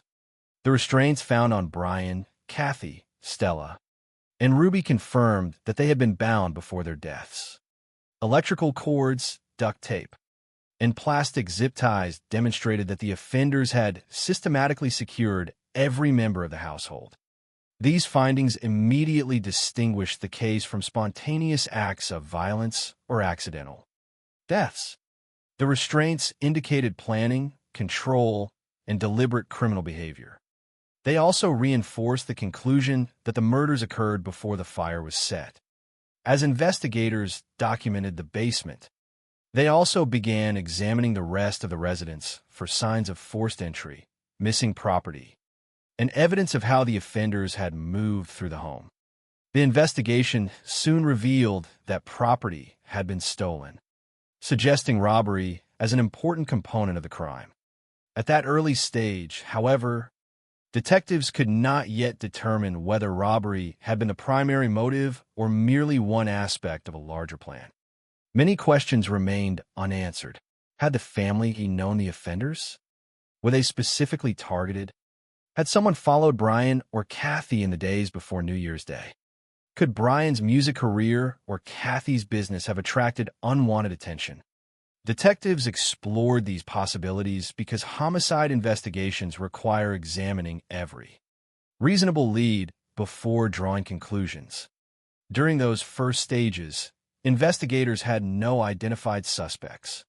The crime scene itself revealed extraordinary violence, but did not immediately identify the people responsible. Detectives now faced the difficult task of reconstructing a crime committed inside a private residence where every victim had been killed. There were no surviving eyewitnesses from within the home. Every conclusion would need to be supported by physical evidence, forensic findings, and information gathered outside the residence. Investigators also understood another troubling reality. Whoever had committed these murders had left the scene without being apprehended. There is nothing to suggest the offenders had been injured during the crime or prevented from continuing their activities elsewhere. As long as they remained unidentified, the possibility existed that they could strike again. At that moment, however, detectives had no way of knowing how accurate that fear would become. Public reaction spread quickly as news of the murders reached the Richmond community. Residents of Woodland Heights struggled to understand how such a crime could occur in a neighborhood long associated with safety and trust. Friends of the Harvey family found themselves confronting an unimaginable loss, while investigators worked around the clock searching for answers that seemed frustratingly out of reach. Every passing hour intensified pressure on law enforcement. For people had been murdered inside their own home on New Year's Day, including 2 young children, and the offenders had vanished. Yet despite the fire, despite the absence of surviving witnesses, and despite the complexity of the crime scene, investigators refused to conclude that the case would remain unsolved, hidden within the damaged residence. Among the surviving physical evidence and the information still waiting to be uncovered, were the clues that would eventually lead detectives toward two men whose violence had not yet come to an end, unknown to investigators during those first exhausting days. The Harvey family murders represented only the beginning of a broader pattern. As detectives processed fingerprints, biological evidence, and witness information, Ricky Gray and Ray Joseph Dandridge remained free, continuing the series of violent crimes that would soon provide investigators with the critical connections needed to identify them. The investigation was only beginning, and the evidence that survived both murder and fire would ultimately become the foundation upon which the entire case was solved. In the days immediately following the discovery of the Harvey family murders, investigators faced one of the most demanding challenges of their careers. For people had been murdered inside their own home. The offenders had attempted to destroy evidence by setting fire to the basement before leaving with stolen property. The victims could no longer tell investigators what had happened, and the fire had complicated the preservation of parts of the crime scene. Yet experienced detectives understood that even the most carefully planned crimes often leave traces behind. Every object, every surface, every recovered item, and every statement collected from witnesses had the potential to become part of a larger picture. Solving a homicide rarely depends upon a single dramatic discovery. More often, it is the result of countless individual pieces of evidence gradually aligning until they point toward the same conclusion. That process now began in earnest inside and beyond the Harvey residence. Detectives first focused on every form of physical evidence that had survived the attempted arson. Although the fire had damaged portions of the scene, it had not erased everything. According to the investigation, fingerprints became one of the critical forms of evidence recovered during the case.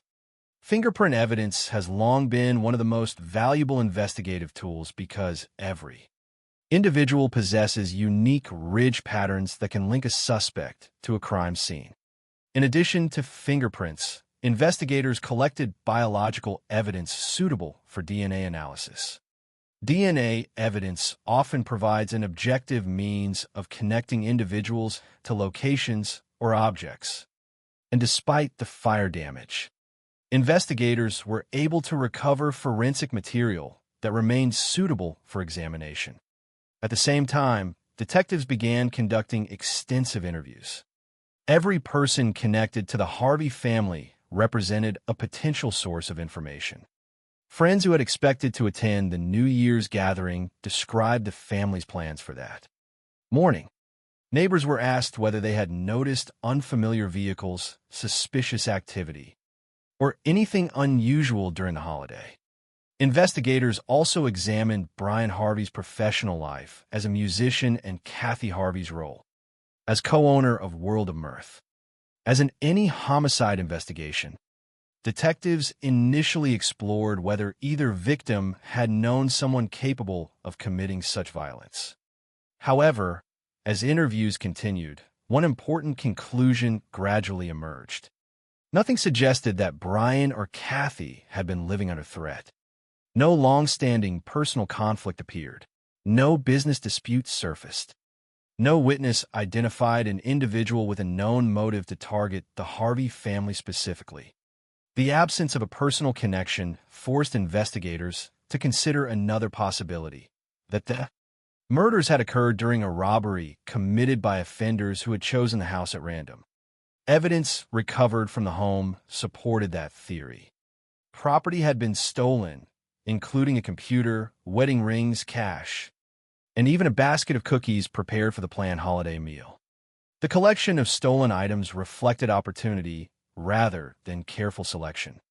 It suggested that the offenders had taken whatever valuables they could quickly remove before attempting to destroy evidence through arson. Still, investigators needed more than a theory. They needed to identify the people responsible. As forensic examinations progressed, detectives also began reviewing information from other criminal incidents occurring in the Richmond area. Violent offenders rarely exist in isolation. Individuals willing to commit armed robbery and murder often engage in additional criminal activity before or after major offense. Detectives therefore searched for patterns that might connect the Harvey murders with other recent crimes. This stage of an investigation often requires extraordinary coordination between multiple law enforcement units. Robberies, burglaries, witness reports, forensic laboratory results, and patrol information must all be compared for similarities. What appears unrelated on one day may later become the critical link that solves an entire case. In Richmond during the first week of January 2006, that process would prove decisive. As additional information reached investigators, the Harvey murders no longer appeared to be an isolated event. New evidence and investigative leads began revealing a broader pattern of violent crime. Detectives discovered connections between the Harvey investigation and other robberies that had occurred during the same period. Witness statements gathered from those separate incidents helped investigators compare descriptions, timelines, and offender behavior. Although each individual clue might have seemed insignificant on its own, together they gradually narrowed the field of possible suspects. Fingerprints and DNA recovered during the investigation became increasingly important as detectives compared forensic evidence against available records. Physical evidence possesses a unique advantage over eyewitness testimony because it does not rely upon memory. When properly collected and analyzed, forensic evidence can establish connections independent of personal recollection or interpretation. Investigators therefore continued examining every recoverable fingerprint and every available biological sample while simultaneously expanding their search for suspects. Another significant development occurred as detectives recognized that the violence had not ended with the Harvey family. According to the investigation, only days after the murders in Woodland Heights, the same offenders committed another horrifying crime.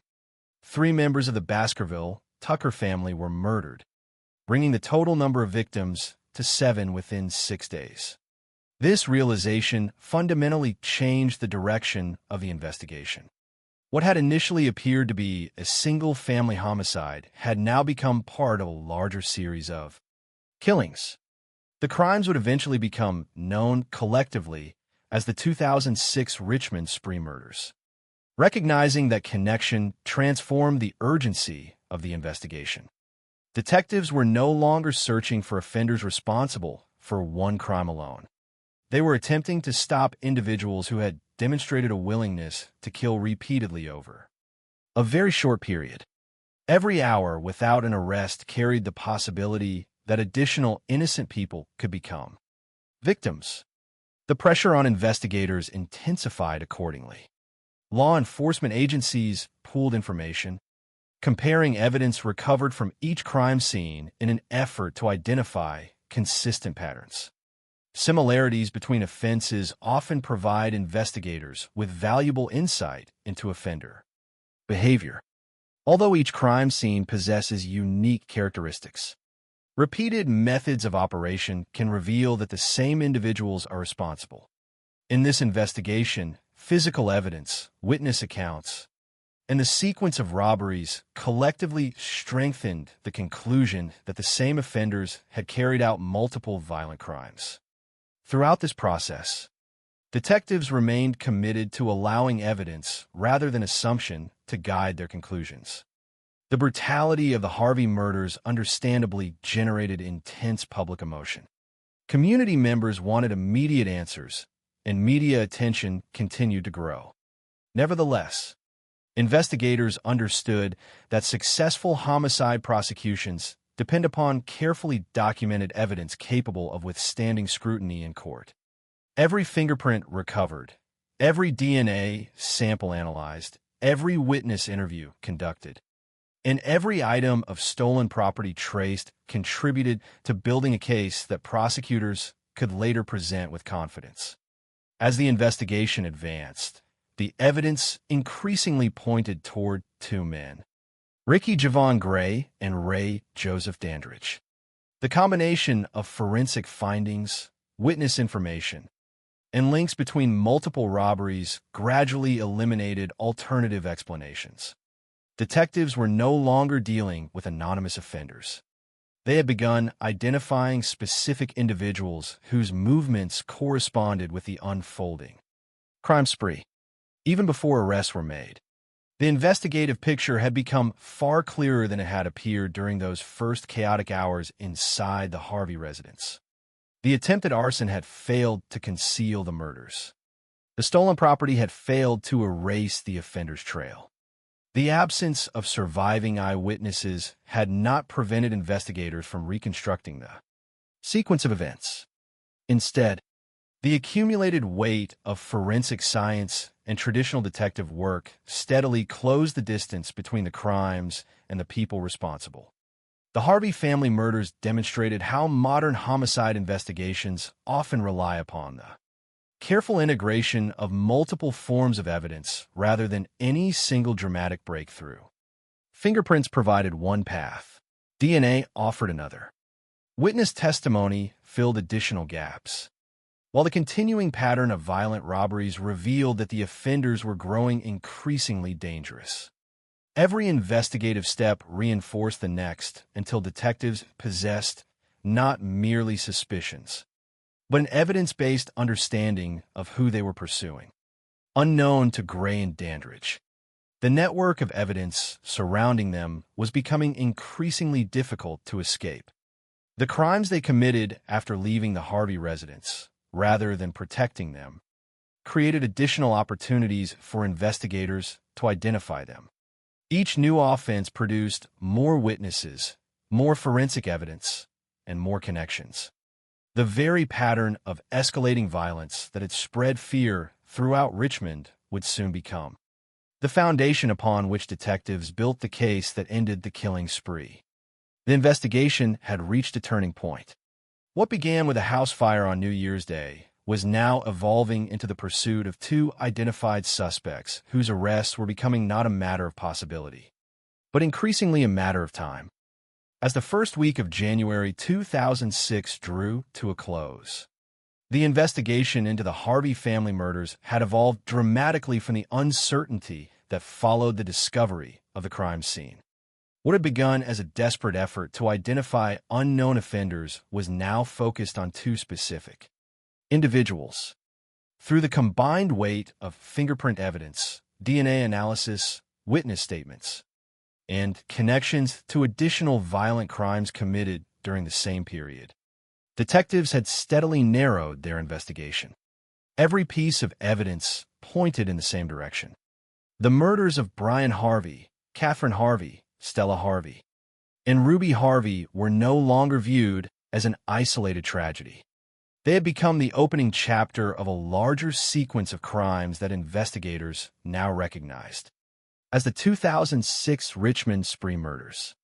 Time remained a critical factor. Investigators understood that the individuals responsible had already demonstrated an extraordinary willingness to use violence. The Harvey family had been murdered during what investigators concluded was a random robbery. Days later, 3 additional victims from the Baskerville Tucker family had also been killed. 7 lives had been lost in less than 1 week. Every day the offenders remained free increased the possibility that more innocent people could become victims.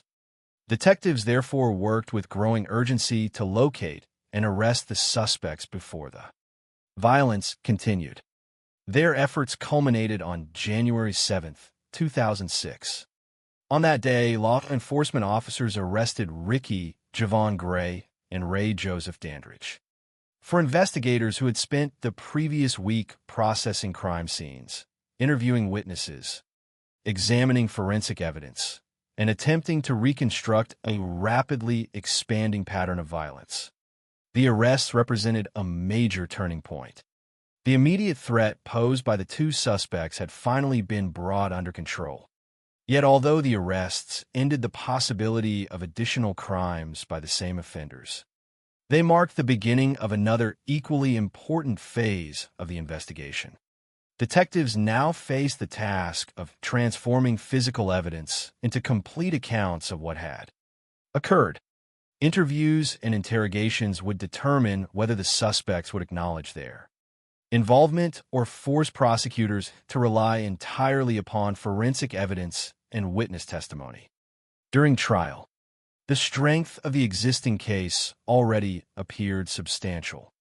But investigators always seek to understand as much as possible about the sequence of events surrounding major crimes. Every confirmed detail helps prosecutors later present a clear and accurate narrative before jury.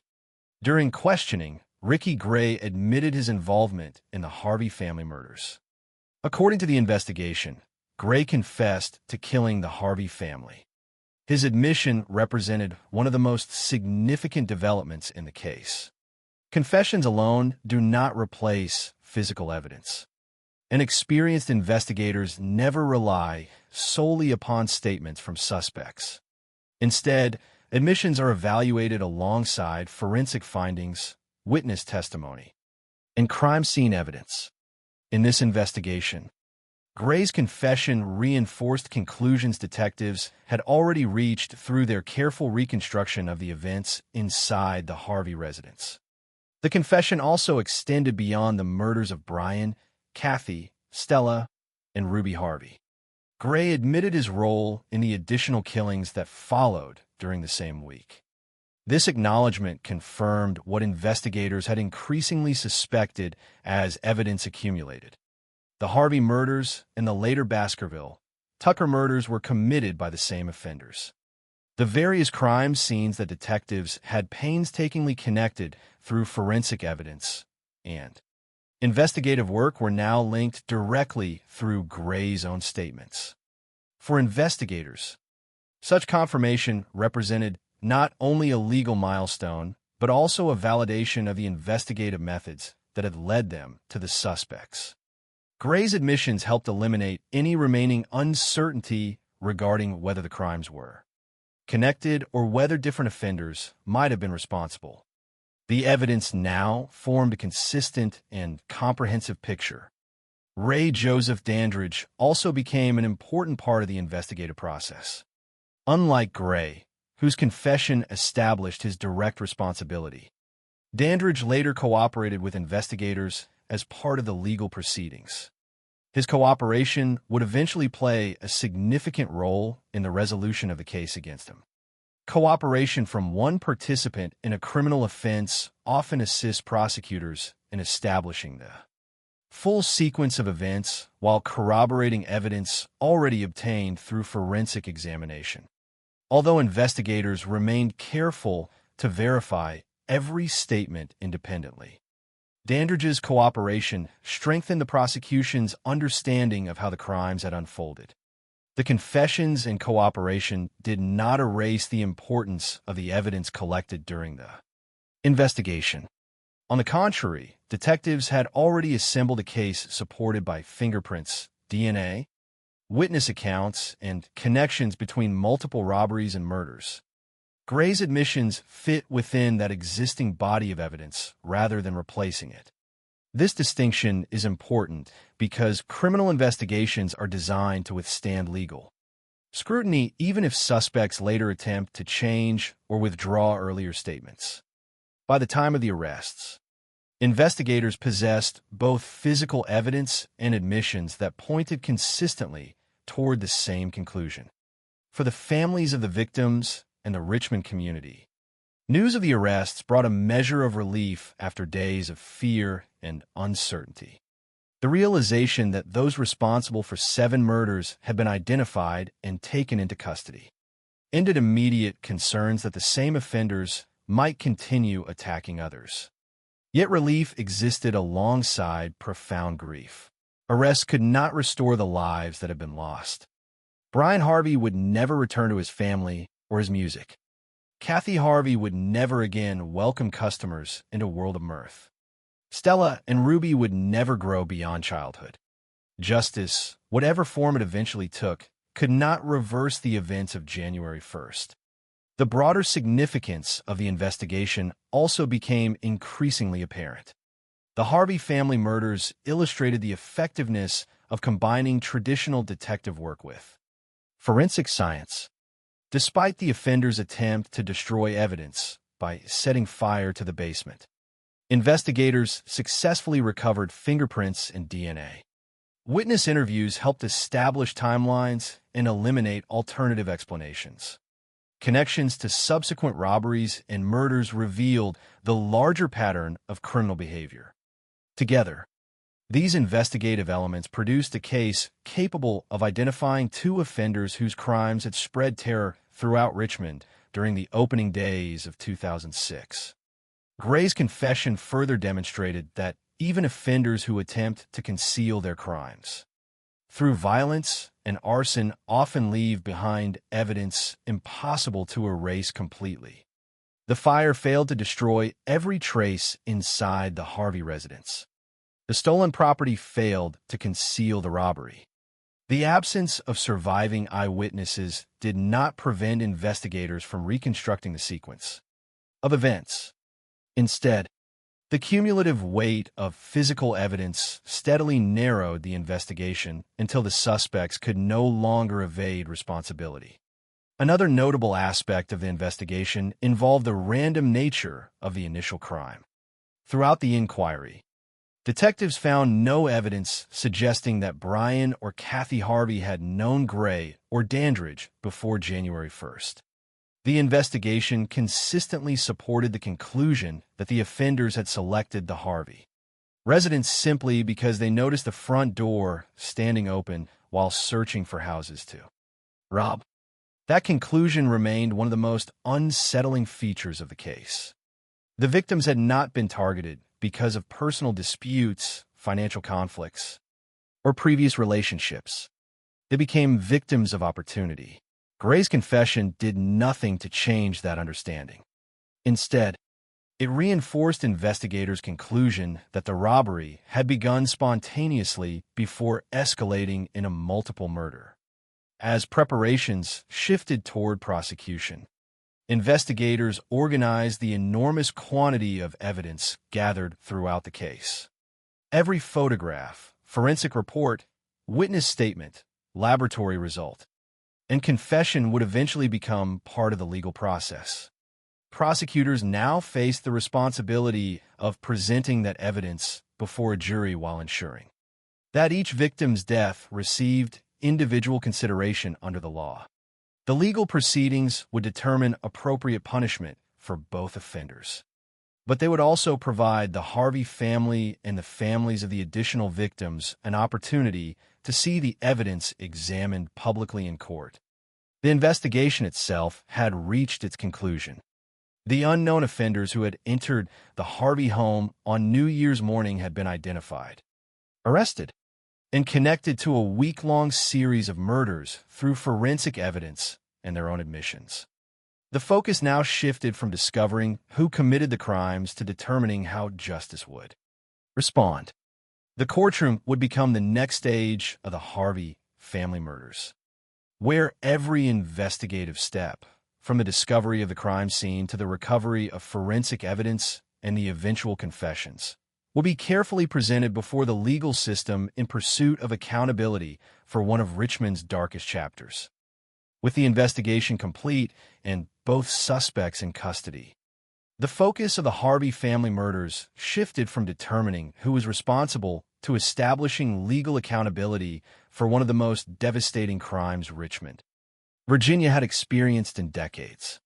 Detectives had spent days assembling physical evidence, recovering fingerprints and DNA, interviewing witnesses, and connecting the murders of the Harvey family to the broader series of crimes that became known as the 2006 Richmond spree murders. Ricky Javon Gray had admitted his involvement in the killings, and Ray Joseph Dandridge had cooperated with investigators. Even so, the criminal justice process required that every charge be addressed through courts. The legal proceedings represented far more than a formality. They served as the mechanism through which the evidence collected during the investigation would be presented, examined, and ultimately judged according to the law. For the surviving relatives, friends, and members of the Richmond community. The courtroom became the place where months of unanswered questions gave way to official findings and legally established responsibility. Prosecutors approached the case with an extensive body of evidence. The Harvey residence had yielded crucial forensic material despite the offender's attempt to destroy evidence through arson. Fingerprints, DNA, witness testimony, and the recovery of stolen property all contributed to the prosecution's reconstruction of the crimes. Gray's own admissions further strengthened the case, aligning with the conclusions investigators had already reached through physical evidence. Rather than relying upon any single piece of proof, prosecutors presented a case built upon multiple independent sources that collectively demonstrated what had occurred inside the Harvey home on January 1st, 2006. One of the defining features of the prosecution was its emphasis on the complete destruction of an innocent family during what investigators determined had begun as a random burglary. Brian Harvey had not known Ricky Gray. Kathy Harvey had no documented connection to either offender. Stella and Ruby Harvey had simply been children spending New Year's Day at home with their parents. The prosecution argued that the victims were selected not because of personal conflict or revenge, but because two offenders searching for houses to rob happened to notice an open front door. That conclusion distinguished the Harvey murders from many homicide cases involving long-standing disputes or identifiable personal motives. Here, the absence of any relationship between the victims and the offenders underscored the randomness of the violence. During the legal proceedings, the evidence established that after entering the residence, Gray and Dandridge restrained Brian, Kathy, Stella, and Ruby using electrical cords, duct tape, and plastic zip ties. The family was taken to the basement, where they remained under the offender's control while property was stolen from the house. Prosecutors demonstrated that the robbery itself had been completed before the decision was made to kill every member of the household. According to court findings, Ricky Gray decided to eliminate the victims so that no witnesses would remain alive. This conclusion became central to understanding the nature of the crime. The murders were not presented as acts committed during a chaotic struggle or in response to unexpected resistance. Instead, they reflected a deliberate decision to ensure that the offenders could leave the scene without anyone capable of identifying them. The evidence further established that the victims were assaulted with a claw hammer before suffering fatal throat wounds. These findings illustrated the extraordinary level of violence involved in the crime. Prosecutors carefully documented how every member of the Harvey family had been subjected to the offender's actions. Brian and Kathy were murdered alongside their daughters, leaving no survivors inside the home. Particular attention was given to the deaths of Stella Harvey, 9 years old, and Ruby Harvey, 4 years old. According to the forensic evidence presented during the case, both children had been restrained and killed in the same manner as the adults. Their ages and vulnerability became among the most significant considerations during sentencing. The legal system recognizes that crimes involving young children carry exceptional gravity, and the murders of Stella and Ruby became a defining factor in the punishment ultimately imposed upon Ricky Gray. After considering the evidence, the court convicted Gray of murdering all 4 members of the Harvey family. The sentences reflected distinctions established under Virginia law. For the murders of Brian Harvey and Catherine Harvey, Gray received 2 life sentences. For the murders of Stella and Ruby Harvey, he received 2 death sentences. These outcomes represented the court's judgment regarding the severity of the crimes committed against the 2 youngest victims. The deaths of Stella and Ruby had resonated deeply throughout both the investigation and the prosecution. Their murders demonstrated that the offenders had extended lethal violence even to children who posed no threat whatsoever. The jury's decision to impose death sentences for those crimes reflected the extraordinary seriousness with which the legal system viewed the murders of the two girls. While Ricky Gray faced trial and sentencing for his direct role in the murders, the legal outcome for Ray Joseph Dandridge differed significantly. According to the information established during the case, Dandridge entered into a plea agreement and cooperated with investigators. Cooperation with law enforcement can influence sentencing when prosecutors determine that assistance has materially advanced the investigation or prosecution of a case. As part of that agreement, Dandridge received a sentence of life imprisonment. His sentence reflected both his participation in the crimes and his decision to cooperate with authorities during the investigation and prosecution. Although his legal outcome differed from Gray's, the sentence ensured that he would remain imprisoned for his role in the events surrounding the Harvey family murders and the broader Richmond killing spree. The differing sentences also illustrated an important principle within the criminal justice system. Participants in the same criminal enterprise may receive different punishments depending upon their individual actions, levels of responsibility, and cooperation with investigators. In this case, the court distinguished between Gray, who confessed to killing the Harvey family and received both life sentences and death sentences, and Dandridge, whose cooperation formed part of a negotiated plea agreement resulting in life imprisonment. Throughout the legal proceedings, the focus remained on the evidence rather than speculation. Investigators had reconstructed the crime through forensic science, witness interviews, and careful analysis of the physical scene. Prosecutors relied upon those findings to establish exactly how the robbery escalated into multiple homicide. The attempted arson, intended to destroy evidence, ultimately failed to prevent investigators from identifying the offenders. Instead, the surviving forensic evidence became a cornerstone of the prosecution's case. The courtroom proceedings also brought formal recognition to the broader context of the crimes. The Harvey family murders were not isolated acts of violence, but the beginning of the 2006 Richmond spree murders, during which Gray and Dandridge killed 7 people within 6 days. Although the Harvey family remained at the center of this particular case, the legal process acknowledged that their deaths formed part of a larger pattern of escalating violence that spread fear throughout Richmond during the opening week of 2006. By the conclusion of the trials, the criminal justice system had established responsibility for the murders through convictions supported by physical evidence, confessions, and witness testimony. For many members of the community, the verdicts represented an important measure of accountability. They confirmed publicly and legally what investigators had painstakingly uncovered during the preceding months. Yet, even as the sentences were imposed, everyone involved understood the limits of the legal process. Courts can determine guilt. They can impose punishment. They can establish an official historical record of what occurred. What they cannot do is restore the lives that have been taken. Brian Harvey's music would never again be performed by its creator. Kathy Harvey would never return to the toy store she helped build. Stella and Ruby would never experience the futures that had once awaited them.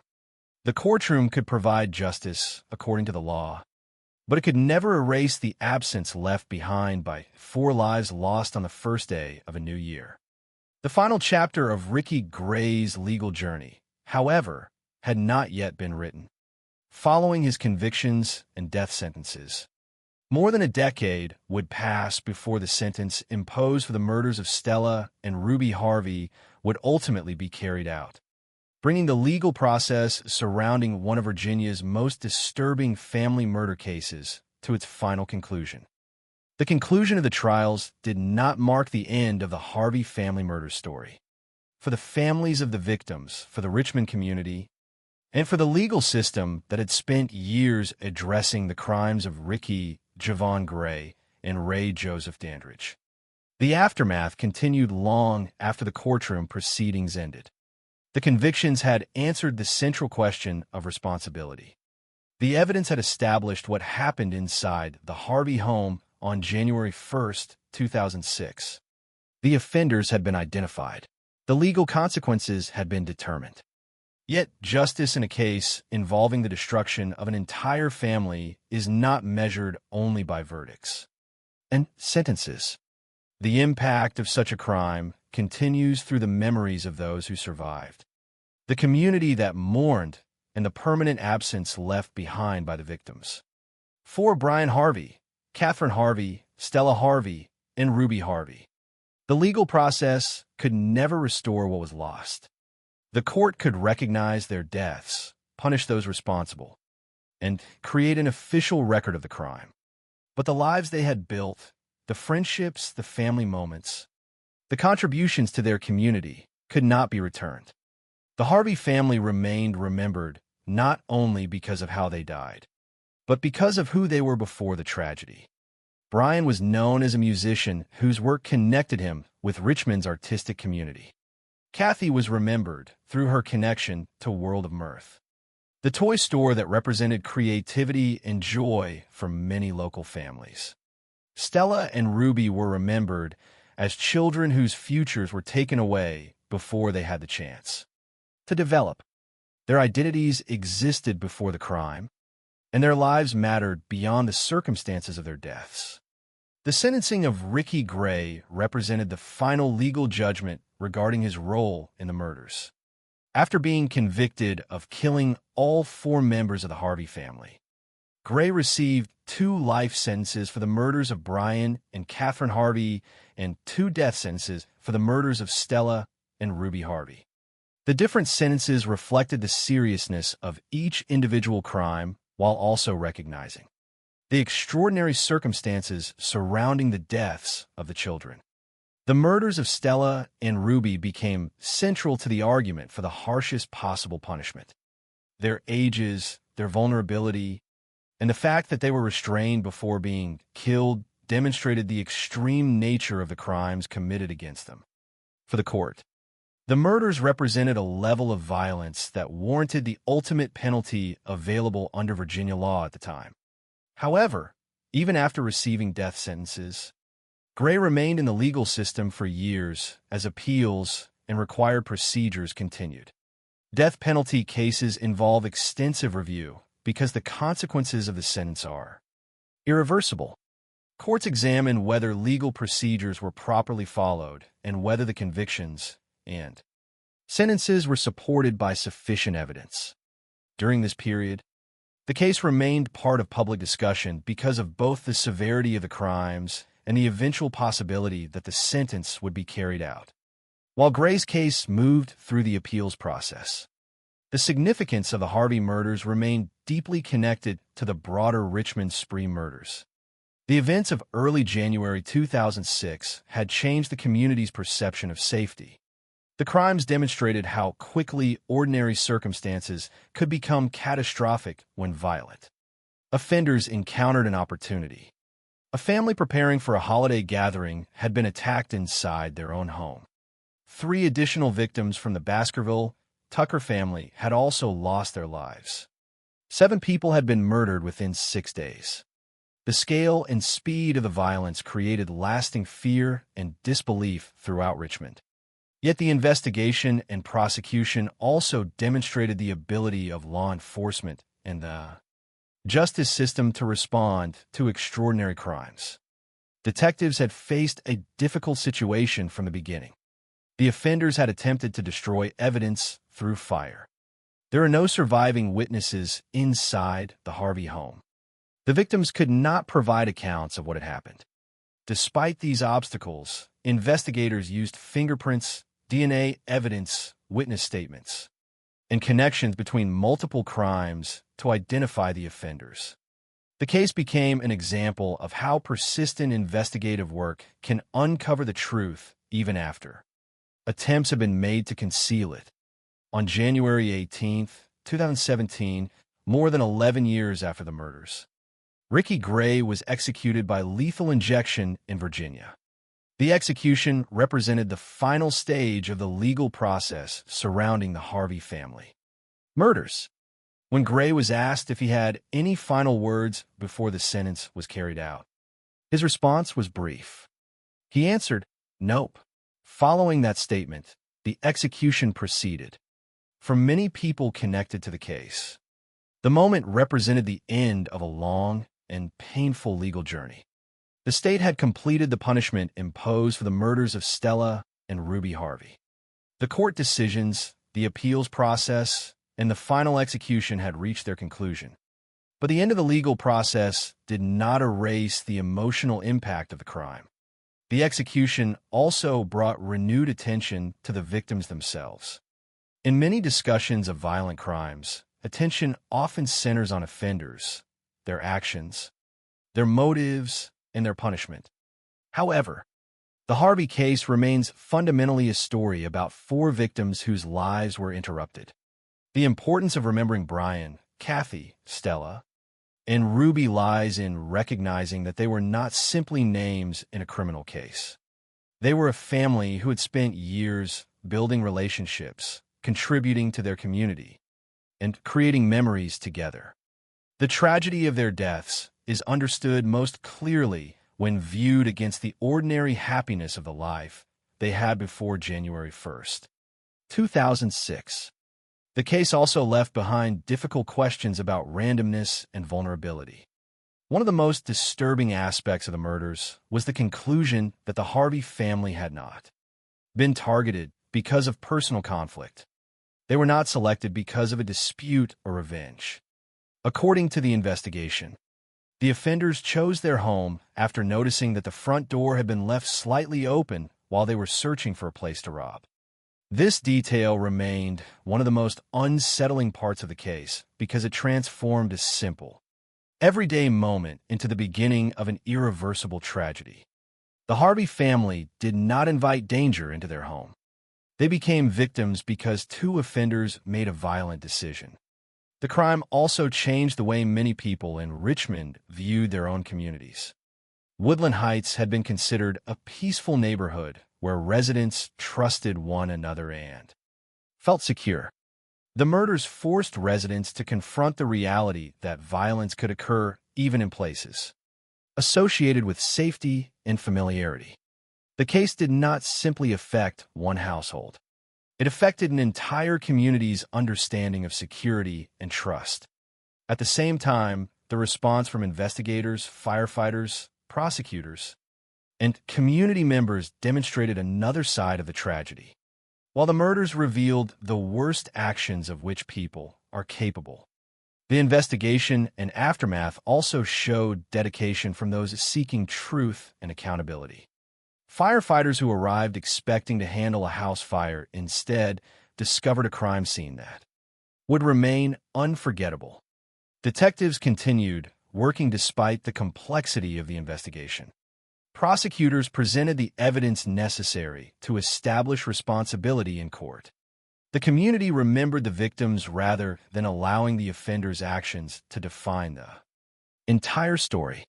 Ultimately, the Harvey family murders remain one of Richmond's most haunting criminal cases because they combine several elements that deeply disturb society. A random act of violence, the destruction of an entire family, the murder of children, and a crime spree that continued beyond the initial attack. Yet the lasting memory of the case should not belong only to the offenders. Ricky Gray and Ray Dandridge created the tragedy, but Brian, Kathy, Stella, and Ruby are the reason the case continues to matter. Their lives, rather than the actions of those who took them, are the most important part of the story. More than a decade after the murders, the legal case reached its final conclusion. The sentences were carried out, the offenders were held accountable, and the investigation became part of Virginia's criminal history. But the absence left behind by the Harvey family remains permanent. On the first day of 2006, a family preparing to share a New Year's meal with friends became the victims of a crime that shocked an entire state. Their story continues as a reminder of the fragility of ordinary moments, the importance of justice, and a responsibility to remember those whose lives were taken far too soon. More than a decade after the murders, the Harvey family murders remain one of the most disturbing crimes in Richmond, Virginia's modern history. The case began with a seemingly ordinary moment on the first morning of 2006. A family was preparing to welcome friends for a New Year's gathering. A father stepped outside to collect the newspaper. A front door was accidentally left slightly open. In any other circumstance, that small detail would have meant nothing. It would have been forgotten within minutes. Another routine moment in the life of a family living in a quiet neighborhood. Instead, it became the opening moment of a tragedy that would destroy 4 lives, traumatize a community, and expose a week-long wave of violence that became known as the 2006 Richmond spree murders. The lasting impact of the case does not come only from the brutality of the crime. Many violent crimes shock communities, but the Harvey murders carried a particular sense of devastation because of the victims themselves. Brian Harvey, Catherine "Kathy" Harvey, Stella Harvey, and Ruby Harvey represented an entire family erased in a matter of hours. Their deaths were not the result of a personal feud, a revenge plot, or a conflict that had developed over time. According to the investigation, they were victims of opportunity. 2 offenders searching for houses to rob noticed an open door and made a decision that changed the course of many lives forever. That randomness remains one of the most unsettling aspects of the case. People often attempt to understand violent crimes by searching for motives. They look for explanations that connect the victim and offender, hoping to identify a reason why one person became a target. In the Harvey murders, that explanation did not exist. The family had no known relationship with Ricky Gray or Ray Dandridge. There was no evidence that Brian or Kathy had done anything to provoke the attack. Their home was chosen because it appeared accessible at a specific moment. This reality made the crime especially frightening for the community because it challenged the belief that ordinary people could always recognize danger before it arrived. The Harvey family had built their lives around normal routines. Brian was known for his music and his role as a member of House of Freaks. His artistic work connected him with people throughout Richmond's creative community.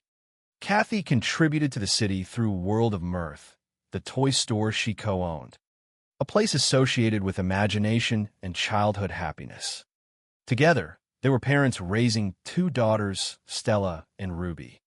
Their lives contained the same everyday experiences shared by countless families, work friendships, family traditions, and plans for the future. The crime became so devastating because it interrupted a life that was ordinary in the best possible way. The family had been preparing for a simple New Year's gathering. They expected friends to arrive. They expected conversation, food, and celebration. Instead, their home became the location of a crime scene that investigators would never forget. That contrast between expectation and reality remains one of the most painful elements of the case. The house that was supposed to represent safety became the place where every member of the family lost their life. The murders also changed how many residents viewed Woodland Heights and the broader Richmond community. The neighborhood had been considered peaceful, a place where people trusted their surroundings and felt comfortable. Many residents rarely locked their doors because they believed the area was safe. The Harvey murders shattered that sense of security. The crime demonstrated that even communities built on familiarity and trust could experience unimaginable violence. However, the aftermath also revealed another important truth. Tragedy can bring people together. While the crime created fear and grief, the response from investigators, emergency personnel, prosecutors, friends, and neighbors showed a collective determination to find answers and seek justice. The investigation itself became an example of persistence in the face of extraordinary difficulty. When firefighters first arrived at the Harvey residence, they believed they were responding to a house fire. Instead, They discovered a scene that immediately transformed the situation into a homicide investigation. Detectives then faced the challenge of solving a crime in which every member of the household had been killed. There were no surviving witnesses inside the home. The offenders had attempted to destroy evidence by setting fire to the basement. The crime scene had been damaged, and the victims could no longer provide their own accounts of what had happened. Despite these obstacles, investigators continued searching for answers. Fingerprints, DNA evidence, witness statements, and connections to additional crimes gradually revealed the truth. The attempt to conceal the murders ultimately failed. The fire did not erase the evidence. The stolen property did not hide the offender's trail. The absence of eyewitnesses did not prevent investigators from reconstructing the events. Instead, the investigation demonstrated how careful police work and forensic evidence can uncover the truth even in the most challenging circumstances. The connection between the Harvey murders and the later killings of the Baskerville Tucker family transformed the investigation from a single homicide case into the pursuit of two offenders responsible for a larger killing spree. 7 people lost their lives within 6 days. The speed and violence of the crimes created widespread fear throughout Richmond, but it also provided investigators with additional information that helped identify Gray and Dandridge. In an unusual way, the continued violence committed by the offenders contributed to their eventual capture. Each new crime created additional evidence, additional witnesses, and additional opportunities for law enforcement to understand their actions. The convictions of Ricky Gray and Ray Dandridge provided legal accountability. Gray was convicted of murdering all 4 members of the Harvey family. He received life sentences for the murders of Brian and Catherine Harvey and 2 death sentences for the murders of Stella and Ruby Harvey. Dandridge received a life sentence through a plea agreement and cooperation with investigators. These sentences represented the conclusion of the courtroom process, but they did not represent the end of the emotional consequences of the crime. Justice can establish responsibility and punishment, but it cannot restore what has been lost. The execution of Ricky Gray on January 18, 2017, marked the final legal chapter of his involvement in the case. When asked if he had any final words, he responded only, "Nope." The sentence was then carried out through lethal injection. For the legal system, this represented the completion of a process that had lasted more than 11 years. For those affected by the murders, however, the passage of time did not erase the pain of losing 4 members of one family. The most important legacy of the Harvey family murders is not the name of the offender or the details of the investigation. It is the memory of the victims. Brian, Katie, Stella, and Ruby should be remembered as people who lived meaningful lives before becoming part of a criminal case. They should be remembered for their relationships, their contributions, and the joy they brought to those around them. The tragedy of the murders should not allow the violence to overshadow the humanity of the people who were lost. True crime stories often focus on the actions of offenders because those actions create the mystery that investigators must solve. But behind every investigation are real people whose lives existed long before a crime occurred. The Harvey family had dreams, routines, friendships, and a future that was taken from them. Remembering them means recognizing that they were more than victims. They were a family who mattered. The Harvey family murders remain a reminder of how quickly ordinary moments can become extraordinary tragedies. A newspaper retrieved on a quiet morning. A door left open for only a short time. A family waiting for friends to arrive. These simple details became connected to one of the darkest crimes in Richmond's history. Yet the final message of the case is not only about fear or violence. It is also about the importance of compassion, justice, and remembrance.